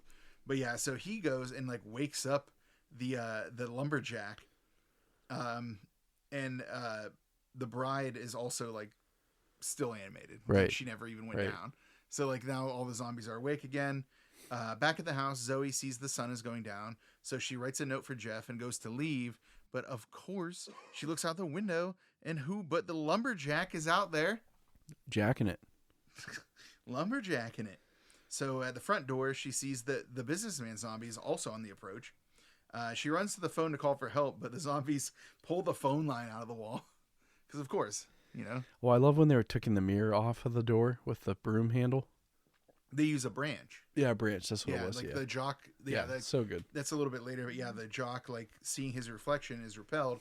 But then, so what is it? Oh, and because it's everything that Zoe has that could work for her is just basically failing. So you have the jock zombie with the stick knocking the mirrors off. You have the lumberjack pretending to drive the truck, but also having destroyed it. He's just sitting in there you know what it reminded me of? So you remember photo op where Donald Trump was sitting behind the wheel of like a big rig. Yes. And he was like grabbing the wheel, like, oh, look at me go. It was like that. Like lumberjack is sitting behind the truck. It's like, oh, look at me. I can drive an automobile. Well, he was making the car noise. Yeah. But like he'd also destroyed the engine for some reason. Great. I just love these zombies. Yeah, they have a lot of personality for sure. I know. So good. So yeah, in the kitchen, Zoe's nearly grabbed through the window by, I think, businessman based on the arms. And then we just have like a series of her like noticing things that are happening. So that's when she notices that Jock Zombie is knocking the mirrors off the door. She goes to the kitchen and ties like a rope with to two of the doorknobs together to keep them from being able to come in. Smart. Yeah, and then she goes and grabs like some steak knives to prepare herself. And then she starts to cry, and she cries for so long. I know. So yeah, I was like, is this an Oscar move? Like she's like for the Academy's consideration. I think it was. So yeah.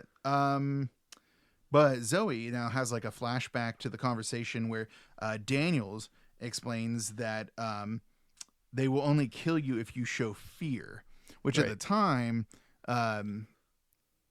Jeff had said, well, what if you don't show fear? Right. And then Daniel's like, don't be stupid. Right. They're zombies. You're gonna be scared. Right. So Zoe then like walks to the door, like forces a smile, which is kind of cool. Like she's just like putting on this like big grin while she still has tears in her eyes.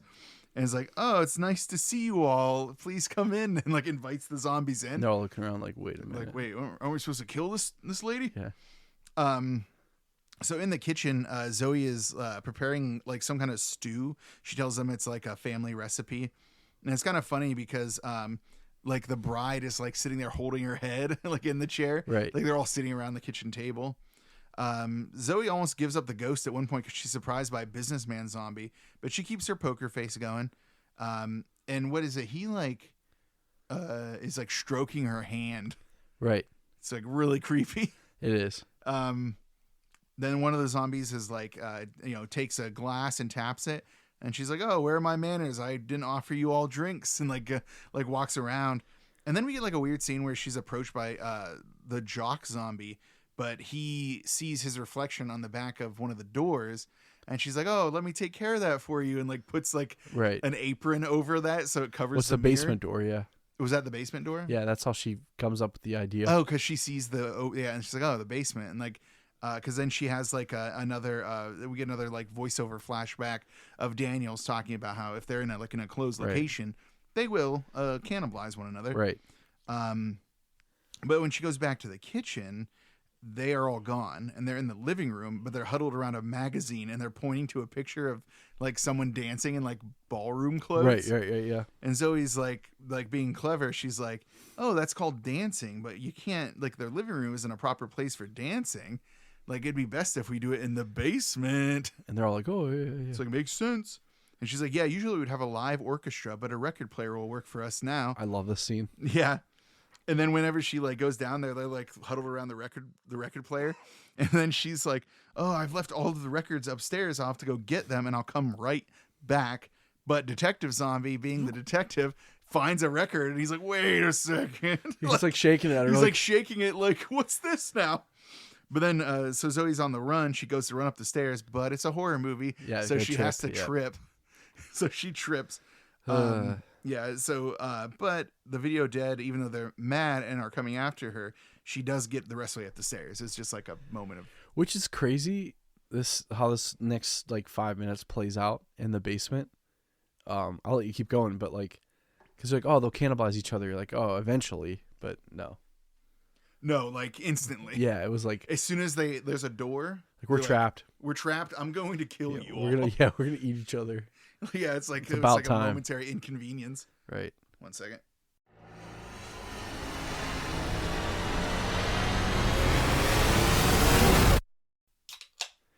Rip it and grip it. You don't have to say that every time I open a beer on the show. Where were we? Up the stairs, shuts the door. Yeah. So now they're in an enclosed space with one another, and they start to freak out instantly. Zoe has another cry upstairs, It's been an emotional day. Yep. For some reason, the lumberjack zombie is also oozing blood from his face. Yeah, it was like, weird. It seems like there's more to this enclosed. It like puffed up. Yeah. I think it's It's got to be more to it, but right. Doesn't matter. They start to cannibalize one another basically immediately. Yeah. The mirror falls off of the evil TV, and there's like fog spewing from it as the zombies rip each other apart. It's kind of a cool shot because like pans across as like blood is falling and like the fog is happening. And then all the zombies basically get reabsorbed back into the TV. The TV turns on again, and then it says "the end" as like the zombie blood nightmare movie comes to a close. Which I thought was cool. Is like, okay, like so you make it. Like that's how you get through the thing. It has to end. The film has to end. Yeah. Okay. Yeah. So that the end of the movie has to happen. Right. So yeah, Zoe goes to the front door, and it's kind of a cool moment where she's like, dawn is breaking, suggesting that she's been there all night entertaining these zombies, and she's like frightened by the sounds of birds, like coming to terms with the fact that she survived this night. Right. But smash cut to a hospital where an older couple are walking in, and it's the Blairs, like the parents. And the mom is saying she hopes it isn't drugs, and the dad is like, "But I've been a good father to them."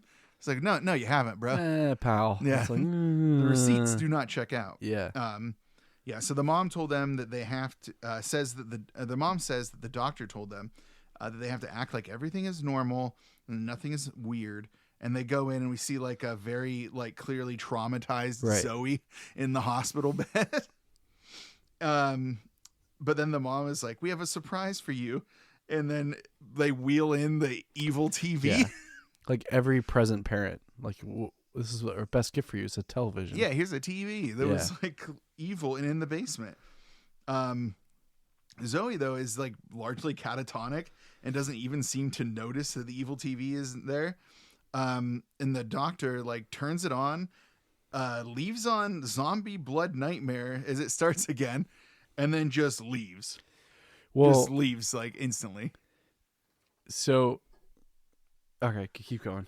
Because I mean, we're almost to the end. Yeah, you have something you wanted to add? Well, I love when you first see Businessman Zombie. Oh, it's Businessman Zombie again, and he has the glasses still. Yes, and he turns and looks at her. Yeah, yeah. So and then he turns, looks at her, and then she starts to scream, and we cut to black, and movie is over.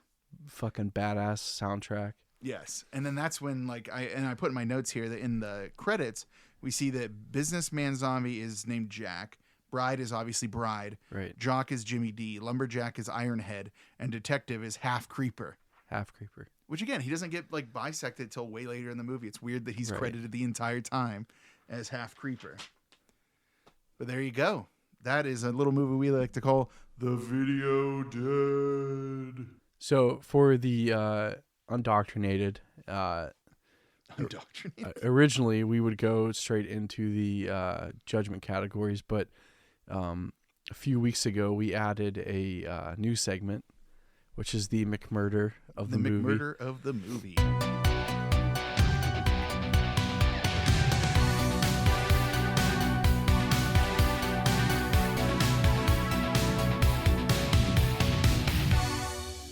And every time, we've all been on the same page. And I am going to make a bet that we are on the same page for this one, too. But... I don't know. You don't know? Oh, yeah. Do you think we are? Yeah. Okay. You want to do it on 3? Okay. All right. 1, 2, 3. Washing machine. What? Oh. I liked it when Jeff got chainsawed. Oh, man. Oh, man. But the washing machine is cool. She pops out of the washing machine. That's true. Like... It's so silly. Yeah. And then flips her in there, that turns it on, and then it agitates her. And then, she's on the spin cycle. You're right. It's got to be washing machine. I don't know why. I think that the emotional impact of our main character dying as he decapitates Bride Zombie was cool. But yeah, I mean, for sure, this category is mostly for silliness, and you can't get much sillier than Bev Turchow being thrown into a washing machine, and then they're just fucking they cackling giggle about it. Yeah, they just laugh. And then they spin her husband's head completely around. I know they both get spin cycled if you think about it. Yeah, bam. Got it in one. They should have hired us to write this movie. I know. Maybe he will. He's still out there. I mean, I agree with you. The chainsaw kill was cool. Very unexpected, honestly. But I mean, it's kind of unexpected that the bride zombie just came out of the washing machine. But that to me is like, yeah. Oh my god, it was such a funny. I was laughing out loud. It was like No, you're like right. a maniac. I forgot about that. I was thinking about like the Jeff one. Yeah. Because of what it meant to the plot. Like Bev Turchow doesn't matter to the larger plot of the movie, other than that her dog Chocolate was killed. The skunk rapist. Oh, why would you say that? It's true though. I mean, it is what we find out about him, but like it's such a weird thing to say. That dog had some skeletons, man. Well, finding that out, I was like, I feel a little less bad about the dog dying. Yeah. Because I feel like in way too many of our movies lately, dogs have been dying. But it's like that one seems like he deserved it. He seems like a bad dude. Yeah. All right. So there we go. We got our McMurder of the movie. Bride zombie from the washing machine. It has to be. Yeah, it has to be. Then write it down. Put it on the wiki. Bride zombie from the washing machine. But what now? What now? Perhaps now it's time for our judgment categories.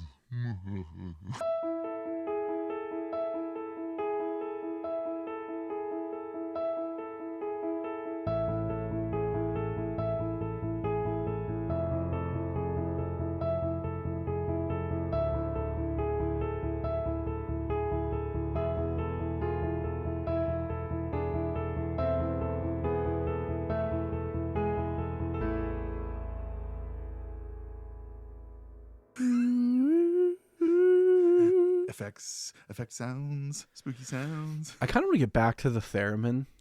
Remember that was like our first, like, instead of the music, I initially did just theremin transitions. You don't have to, like, you do those. I know, but like I kind of want to say you kind of want to get back to them. But I do though. I do. You can just do it though. I know. You're in charge of that. I know. I was just getting the getting the flavor of the room here. You just want to bring it up so that when you do it, like it won't be as alarming to the audience. So, as we know, for our judgment categories, they are story/writing, acting, effects, music, which also includes sound design. We've done that, which is basically all sounds. And then finally, cult factor, the little X factor that makes these movies so special. So kick it off. Okay. Because I have some problems here, but not for what you think. Uh-oh. All right. Well, for story/writing, you keep throwing me weird looks. I don't know what's happening. But I'm going to say A because we have the best and most comprehensive lore for a series of undead that emerged from television in any single movie we've ever seen. So the Trash Man, I'm gonna give you my. It's the Garbage Man. You keep calling him the Trash Man. I like Always Sunny. Always Sunny is good, but you can't. Yeah, the Garbage Man. So here was my litmus test, like throughout the movie. So like, it starts out like A, right?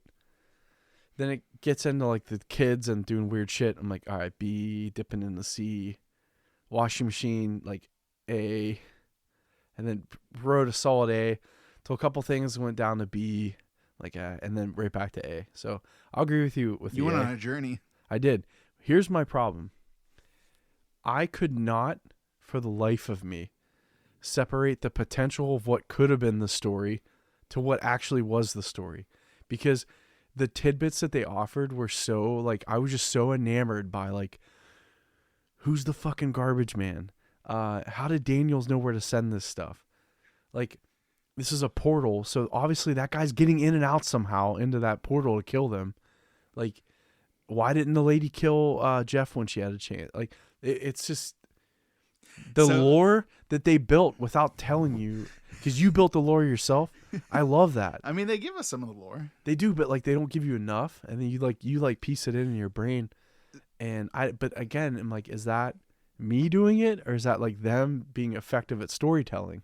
No, it's not them being effective at storytelling. But I couldn't separate it in my head. I couldn't. So actually, as we were talking about this, there's something that had been like in the back of my mind this entire time. Yeah. And I finally figured out what it is. Yep. So 1983, Videodrome. Yes. There's a guy in the video named Brian Oblivion. Yes. And he's like a garbage man type guy. No. And I'm like, oh, maybe they didn't go into more of the garbage man because they realized, oh man, we're just ripping off Videodrome with Brian Oblivion, who's like the guy who lives in the TV there and is like giving the backstory about like Videodrome and like the new flesh and all that. But so I'm like, that's probably why they didn't go more into garbage man and they used Joshua Daniels instead. But like, what if like that's the same garbage man? What if garbage man was Brian Oblivion? That'd be cool. So you're saying like a Videodrome, the Video Dead shared cinematic universe? I mean, well, now it's got to be an A. God David damn, Cronenberg dude. wouldn't have it any other way. That's so good. Are you willing to give the A on story? Oh my God, yeah. This was from start to finish. I'm like, I at every point I'm like, fuck yes. Like the worst time I had was the weird Jeff stuff in the center, like not even the middle, but like, and I didn't like their, I'll call you cow shit if you don't call me boy, but like that could have been acting. That's where I'm going to go with yeah. that, actually. So it's his performance because, but yeah, like all the moments of him like doing like the refuse the call. Is that the name of that trope? The refuse the call, like where like Joseph Conrad, like whenever you have the hero's journey appears, but you refuse it. It's like Jeff has refused the call one too many times, in my opinion. Right. Maybe it's because of the weed. It could have been the weed. But yeah, so I think that for story I'm gonna go A, but then kind of now moving into acting. Yeah.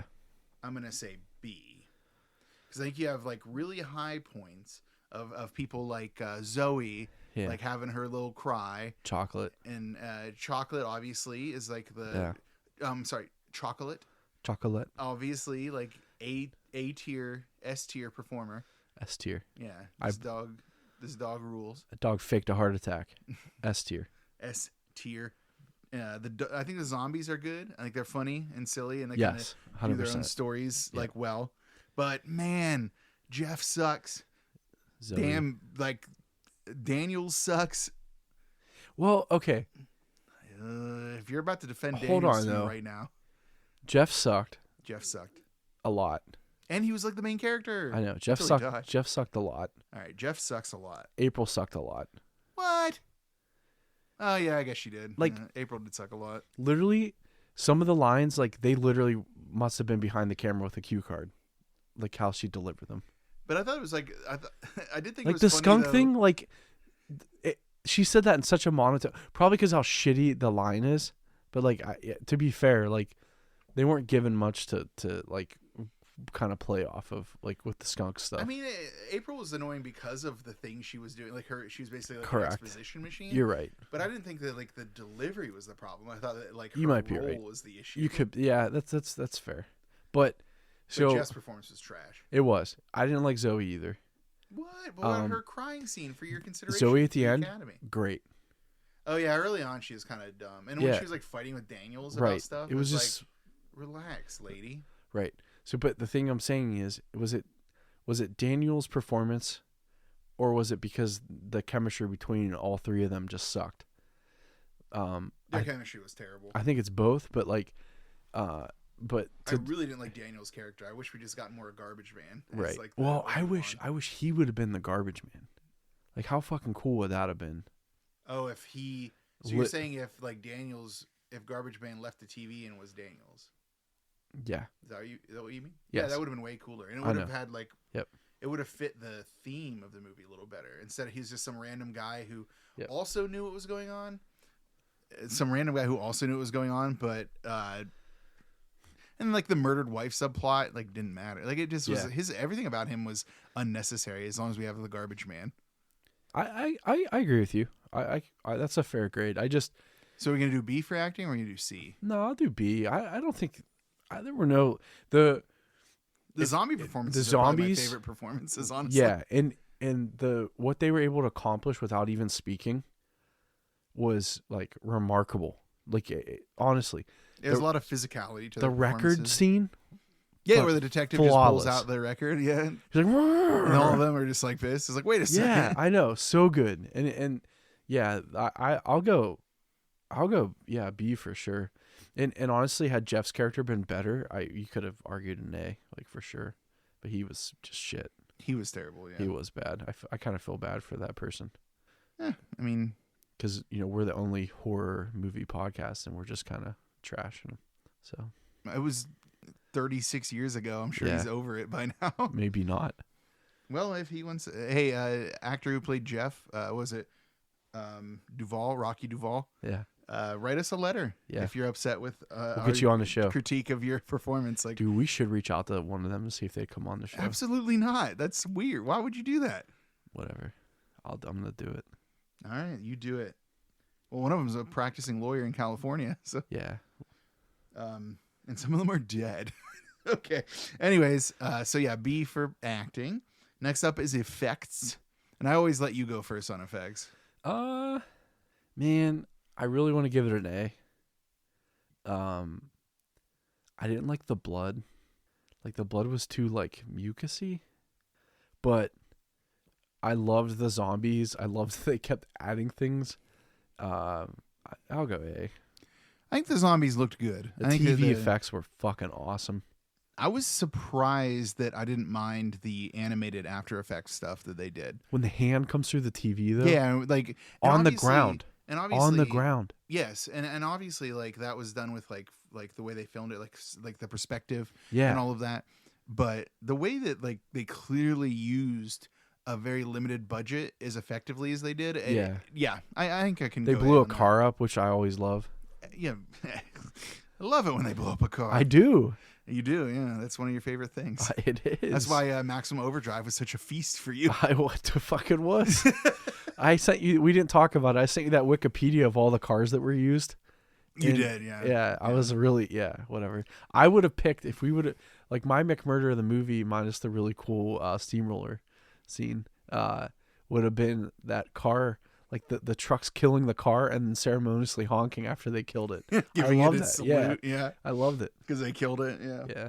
So yeah, I think that with effects, and I actually liked the so a lot of times when you're doing like active things like the arrow shooting scenes, those are really hard to do because but they actually did do a decent job of making it look like they were actually hitting it with arrows. So yeah, I'm totally comfortable. The chainsaw scene was great. Oh yeah, bisecting that dude and all the gross guts falling out. Yeah, or even when Jeff dies with the chainsaw. Oh yeah, that looked really good. Yeah, they did a really good job they did a really good job for any movie, but like taking into account for the limited budget they had, I think they because this was straight to video, right? I think it was. Let me check. Yeah, for the budget that I assume they had, like they knocked it out of the park. Yeah, I'm pretty sure it was. How would I even know? How would it say?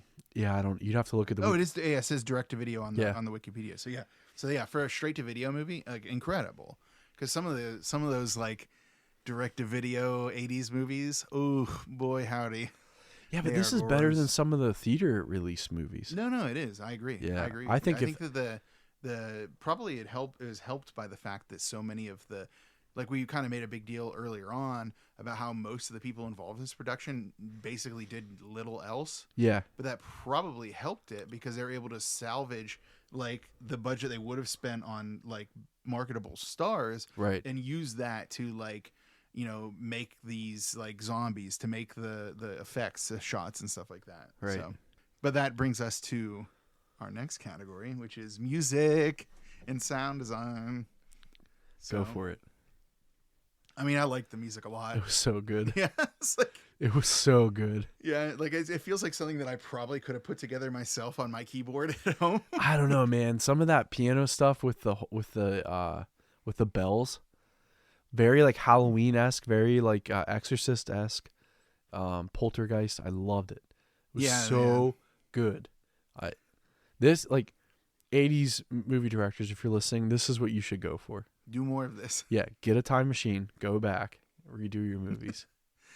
Well, it's like I think you keep bringing up Halloween. It does feel very Carpenter. Yeah. Yes. Like it's very John Carpenter. Yes. Like influence and like yes. Maybe like some people would be like it's derivative because of that. But it's like go ahead and be derivative if the derivation is from John Carpenter. Like it rules. Yeah, that's not even fair. Like it's like. Because the man is still producing film soundtracks that rule. Like they what is it? The most recent remake of Firestarter. Yeah. The music was done by John Carpenter and Cody Carpenter, his son. And the movie, say what you will about that movie, but the soundtrack is fire. It is. Like I fire because fire started. That's funny. Hey, Look at me go. But anyways, Hey-o. yeah. But yeah, the music in this is on point. Even like the generic, like fake '80s songs that show up. Yeah. It's like I'm fine with it. Like you're establishing a tone. You're making a point here. Yeah, and it was tastefully done. And then it was. And then they would slide in these like really just badass like Some real bangers. piano, like ominous, like I loved it. It was so good. Yeah, I agree with you. I'm gonna say A for the music and, Yeah. and the sound, and honestly, considering that it was straight to video, even more so. I Like, know. The idea. And that's kind of what I'm saying is like by not using backable stars, they probably were able to invest more in the music side. I mean, we had 3 people on music, Right. like credited as composer for this. So, but all of that brings us to our final judgment category, which is. I don't know why I talk like this, but it's cult factor, that X factor that makes these movies so special. A. Yeah, It's gotta be. it's got to be. Like, It's so good. If Jeff wasn't in this would almost been a perfect score for me. it could have been. Yeah, he really Yeah. dragged down the movie. Him and Daniels, in my opinion, know. dragged down the movie, which sucks because they're Well, a very large section of the Yeah, movie is just their I think story. that was the problem though. Yeah. If it was Zoe in Daniels, like, you know, maybe if Jeff got murked in the house or something, Yeah. and then she was like on a vengeance mission because like fuck April, like whatever, you know. Hey, April's doing her best. Well, but like they instantly kill her, like They do. Yeah, they There's- establish like there's gonna be like more of a yeah, like her Like a dad rescue being dead, mission. like more going on. yeah. It's like, yeah, I thought it was gonna be a rescue mission. Instead, she's Yeah. just dead, like unceremoniously off screen. It's I'm like, sure there's like what a another. waste of a character. There's another version of this movie where like her and the jock zombie have like little blue children running around and they're like happy somewhere. I'm sure that's and what then- Jock Zombie wanted. And then Jeff shows up and he's like 40 and he just murks and starts killing them and like Goes- saves her, like, you know, 20 years later. Sure, that'll be But- the sequel. Call yeah. up the actor who played Jeff. We're doing it. Like all of the ending. The ending of this movie was actually a hallucination. We're gonna do it over again. So, but yeah, no, like cult factor A. It's got to be. It has to be. So where's that leave us now? Well, next up is sorry, I'm petting a dog. Our listeners can't see it, but the dog Zoe, not the character Zoe, has arrived and is requiring me to give her pats. But yeah, so our final hat on a hat, last category, you don't need it, but we're doing it anyway, is the D roll. D roll.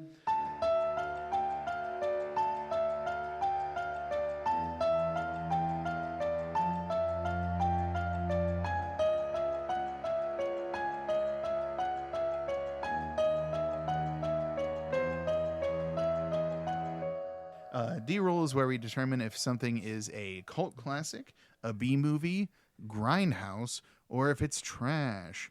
And let me tell you, hopefully we never do trash on here. Yeah. If we do, it'll be a disappointing day.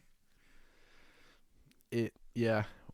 I have something about that in a little bit, but do you want to kick it off or you want to kick it off? How about you kick it off? I feel Okay. like I've been kicking off too much lately. So, you know, you have a movie like this, direct to video. And another one that was kind of direct to video that we did was Supernaturals, which we gave a B movie.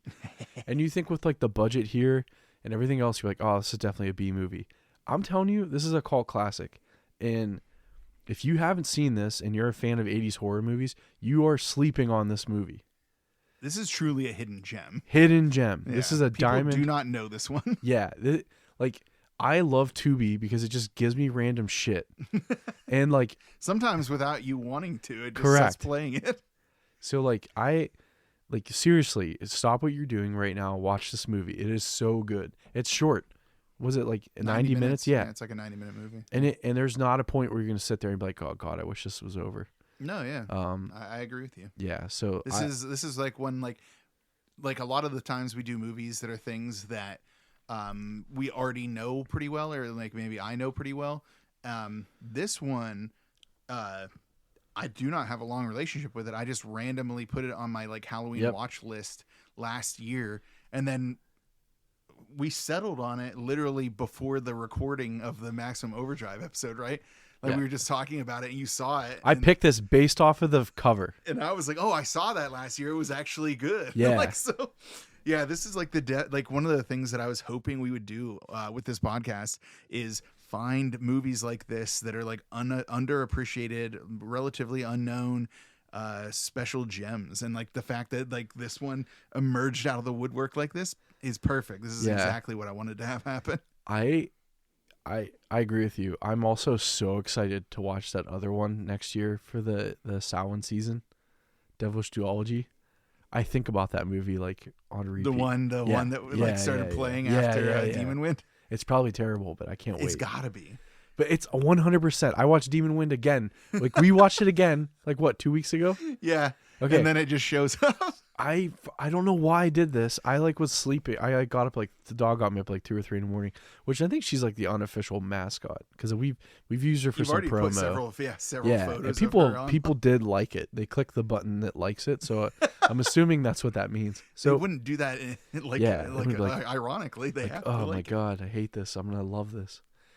So I just put it on again and fell asleep, and woke up to the same fucking scene with that music playing, and I'm like, I almost said it by accident. You almost said the name of the movie? I know, but I can't. Like, do you want to say the name? Like, I don't know. Do we want to make it a surprise for whenever we actually do it? Like, yeah, I think we should. All right, we'll keep it secret. So a running joke. Even though I've definitely told people in real life the name of the movie. Yeah, but like, what's funny is 100% we're gonna forget about this in a year, and we probably won't do it. So I'm trying to keep it alive. It's on my list on Tubi. Yeah, mine too. Yeah. So, we had some people reach out to us, on Instagram. Thank you. I've had a couple people reach out to me on Instagram, and we were asked to watch a movie and kind of share our thoughts on it. We're gonna probably watch it soon-ish. I am nervous to do this. I'll speak for myself. I don't want to speak for you, Stefan, but don't you fucking dare. Don't you fucking dare. But like, cause like that was never our intention to do this ever. It is to do like current films. So I think we're gonna watch it and maybe talk about it. I think we're okay with it, but we really want to stick to the 80s, sometimes 70s, sometimes 90s. I didn't get my plug in the beginning, but we've never done 70s yet, but we will. Yeah, sometimes. We'll get there. Sometimes. Sometimes never come. Yeah, so you might hear more on that soon.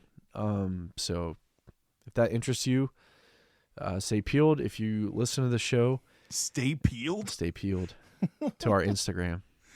You're talking about how a production company reached out about watching a current movie and talking about it. Yeah. Like we're not like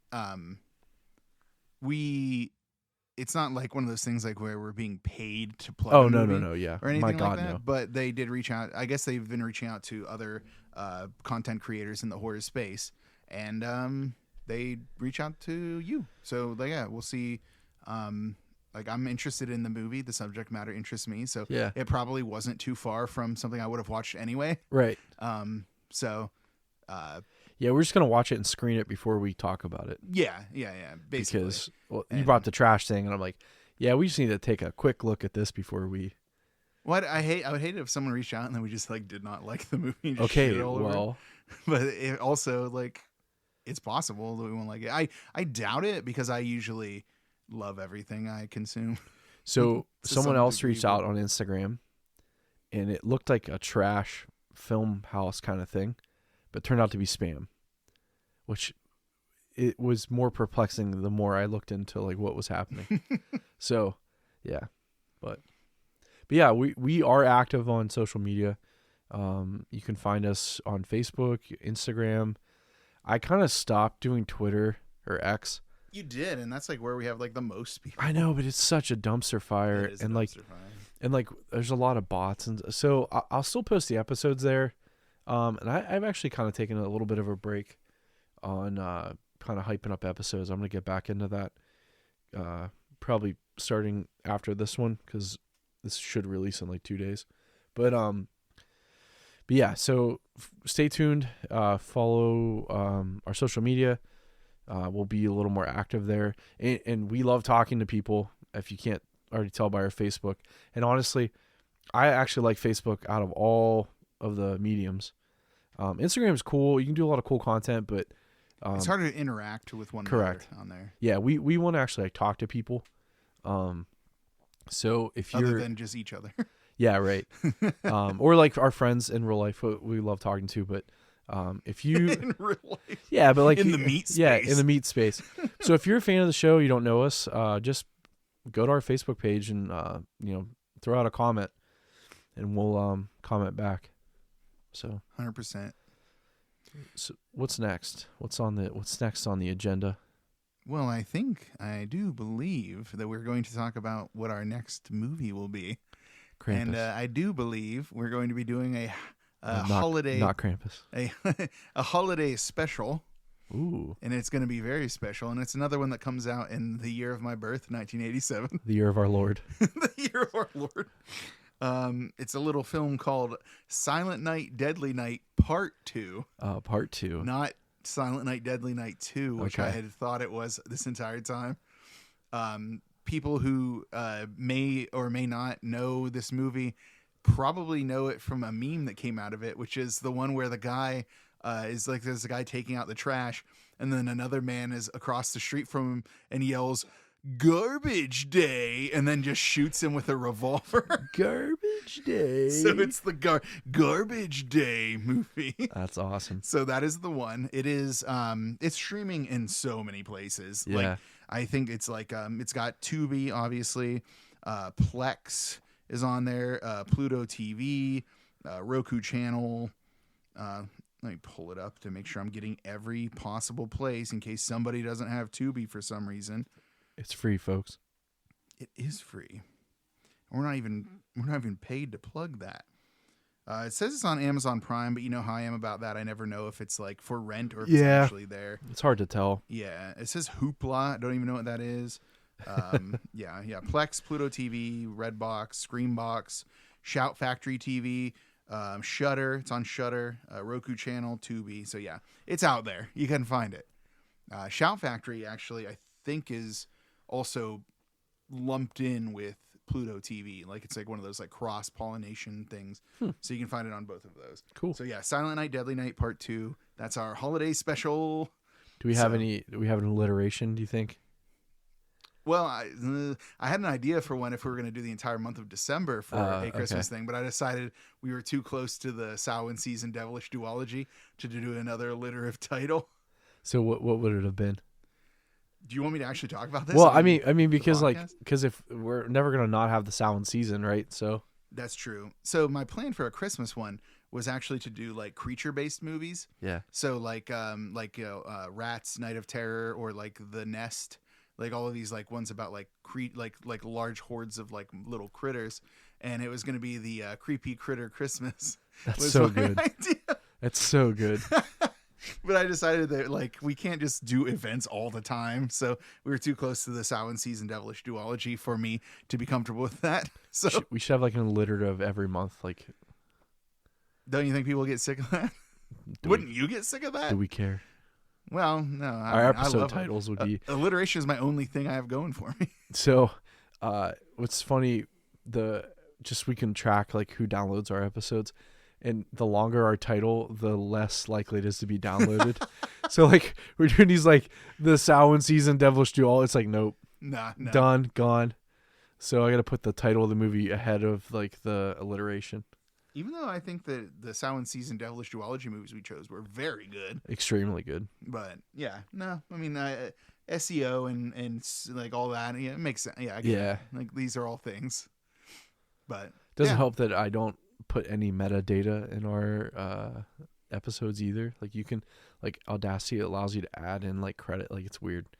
I just hit clear. Yeah, don't do that. That sounds like too much work. It is too much work. We're trying to have fun here. Around. Yeah, we don't need to get too serious about it. Yeah, we're hanging out with a dog. Like she's finally chilled out a little bit. Yeah. Well, wait. And yeah, thank you again, audience, for like dealing with this like unique experiment. Oh yeah. Where we are actually recording in person. Like. let us know if you like how you feel about this idea. Yeah.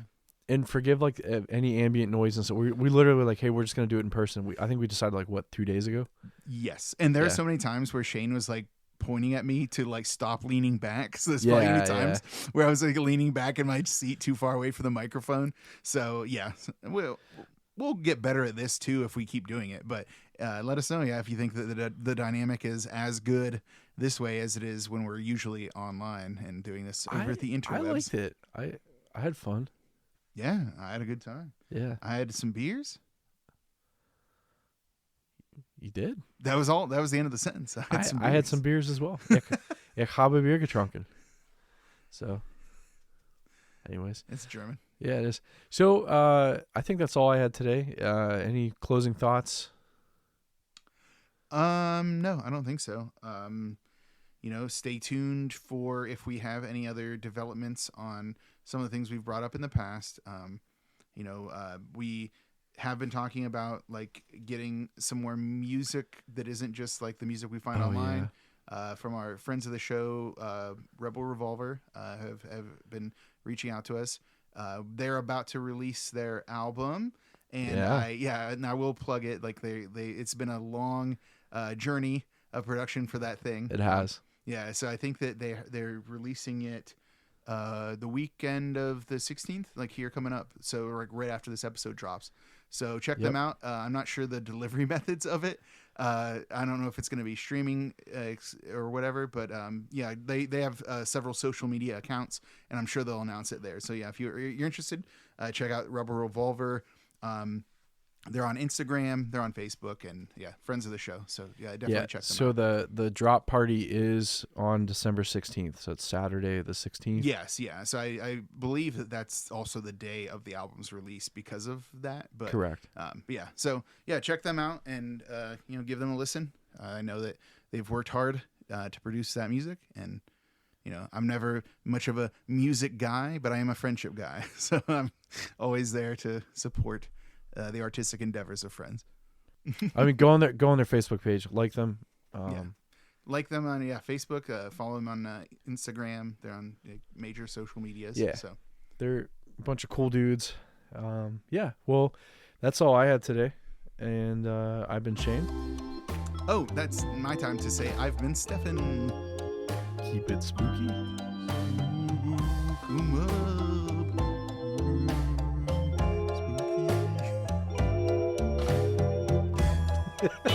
Bye.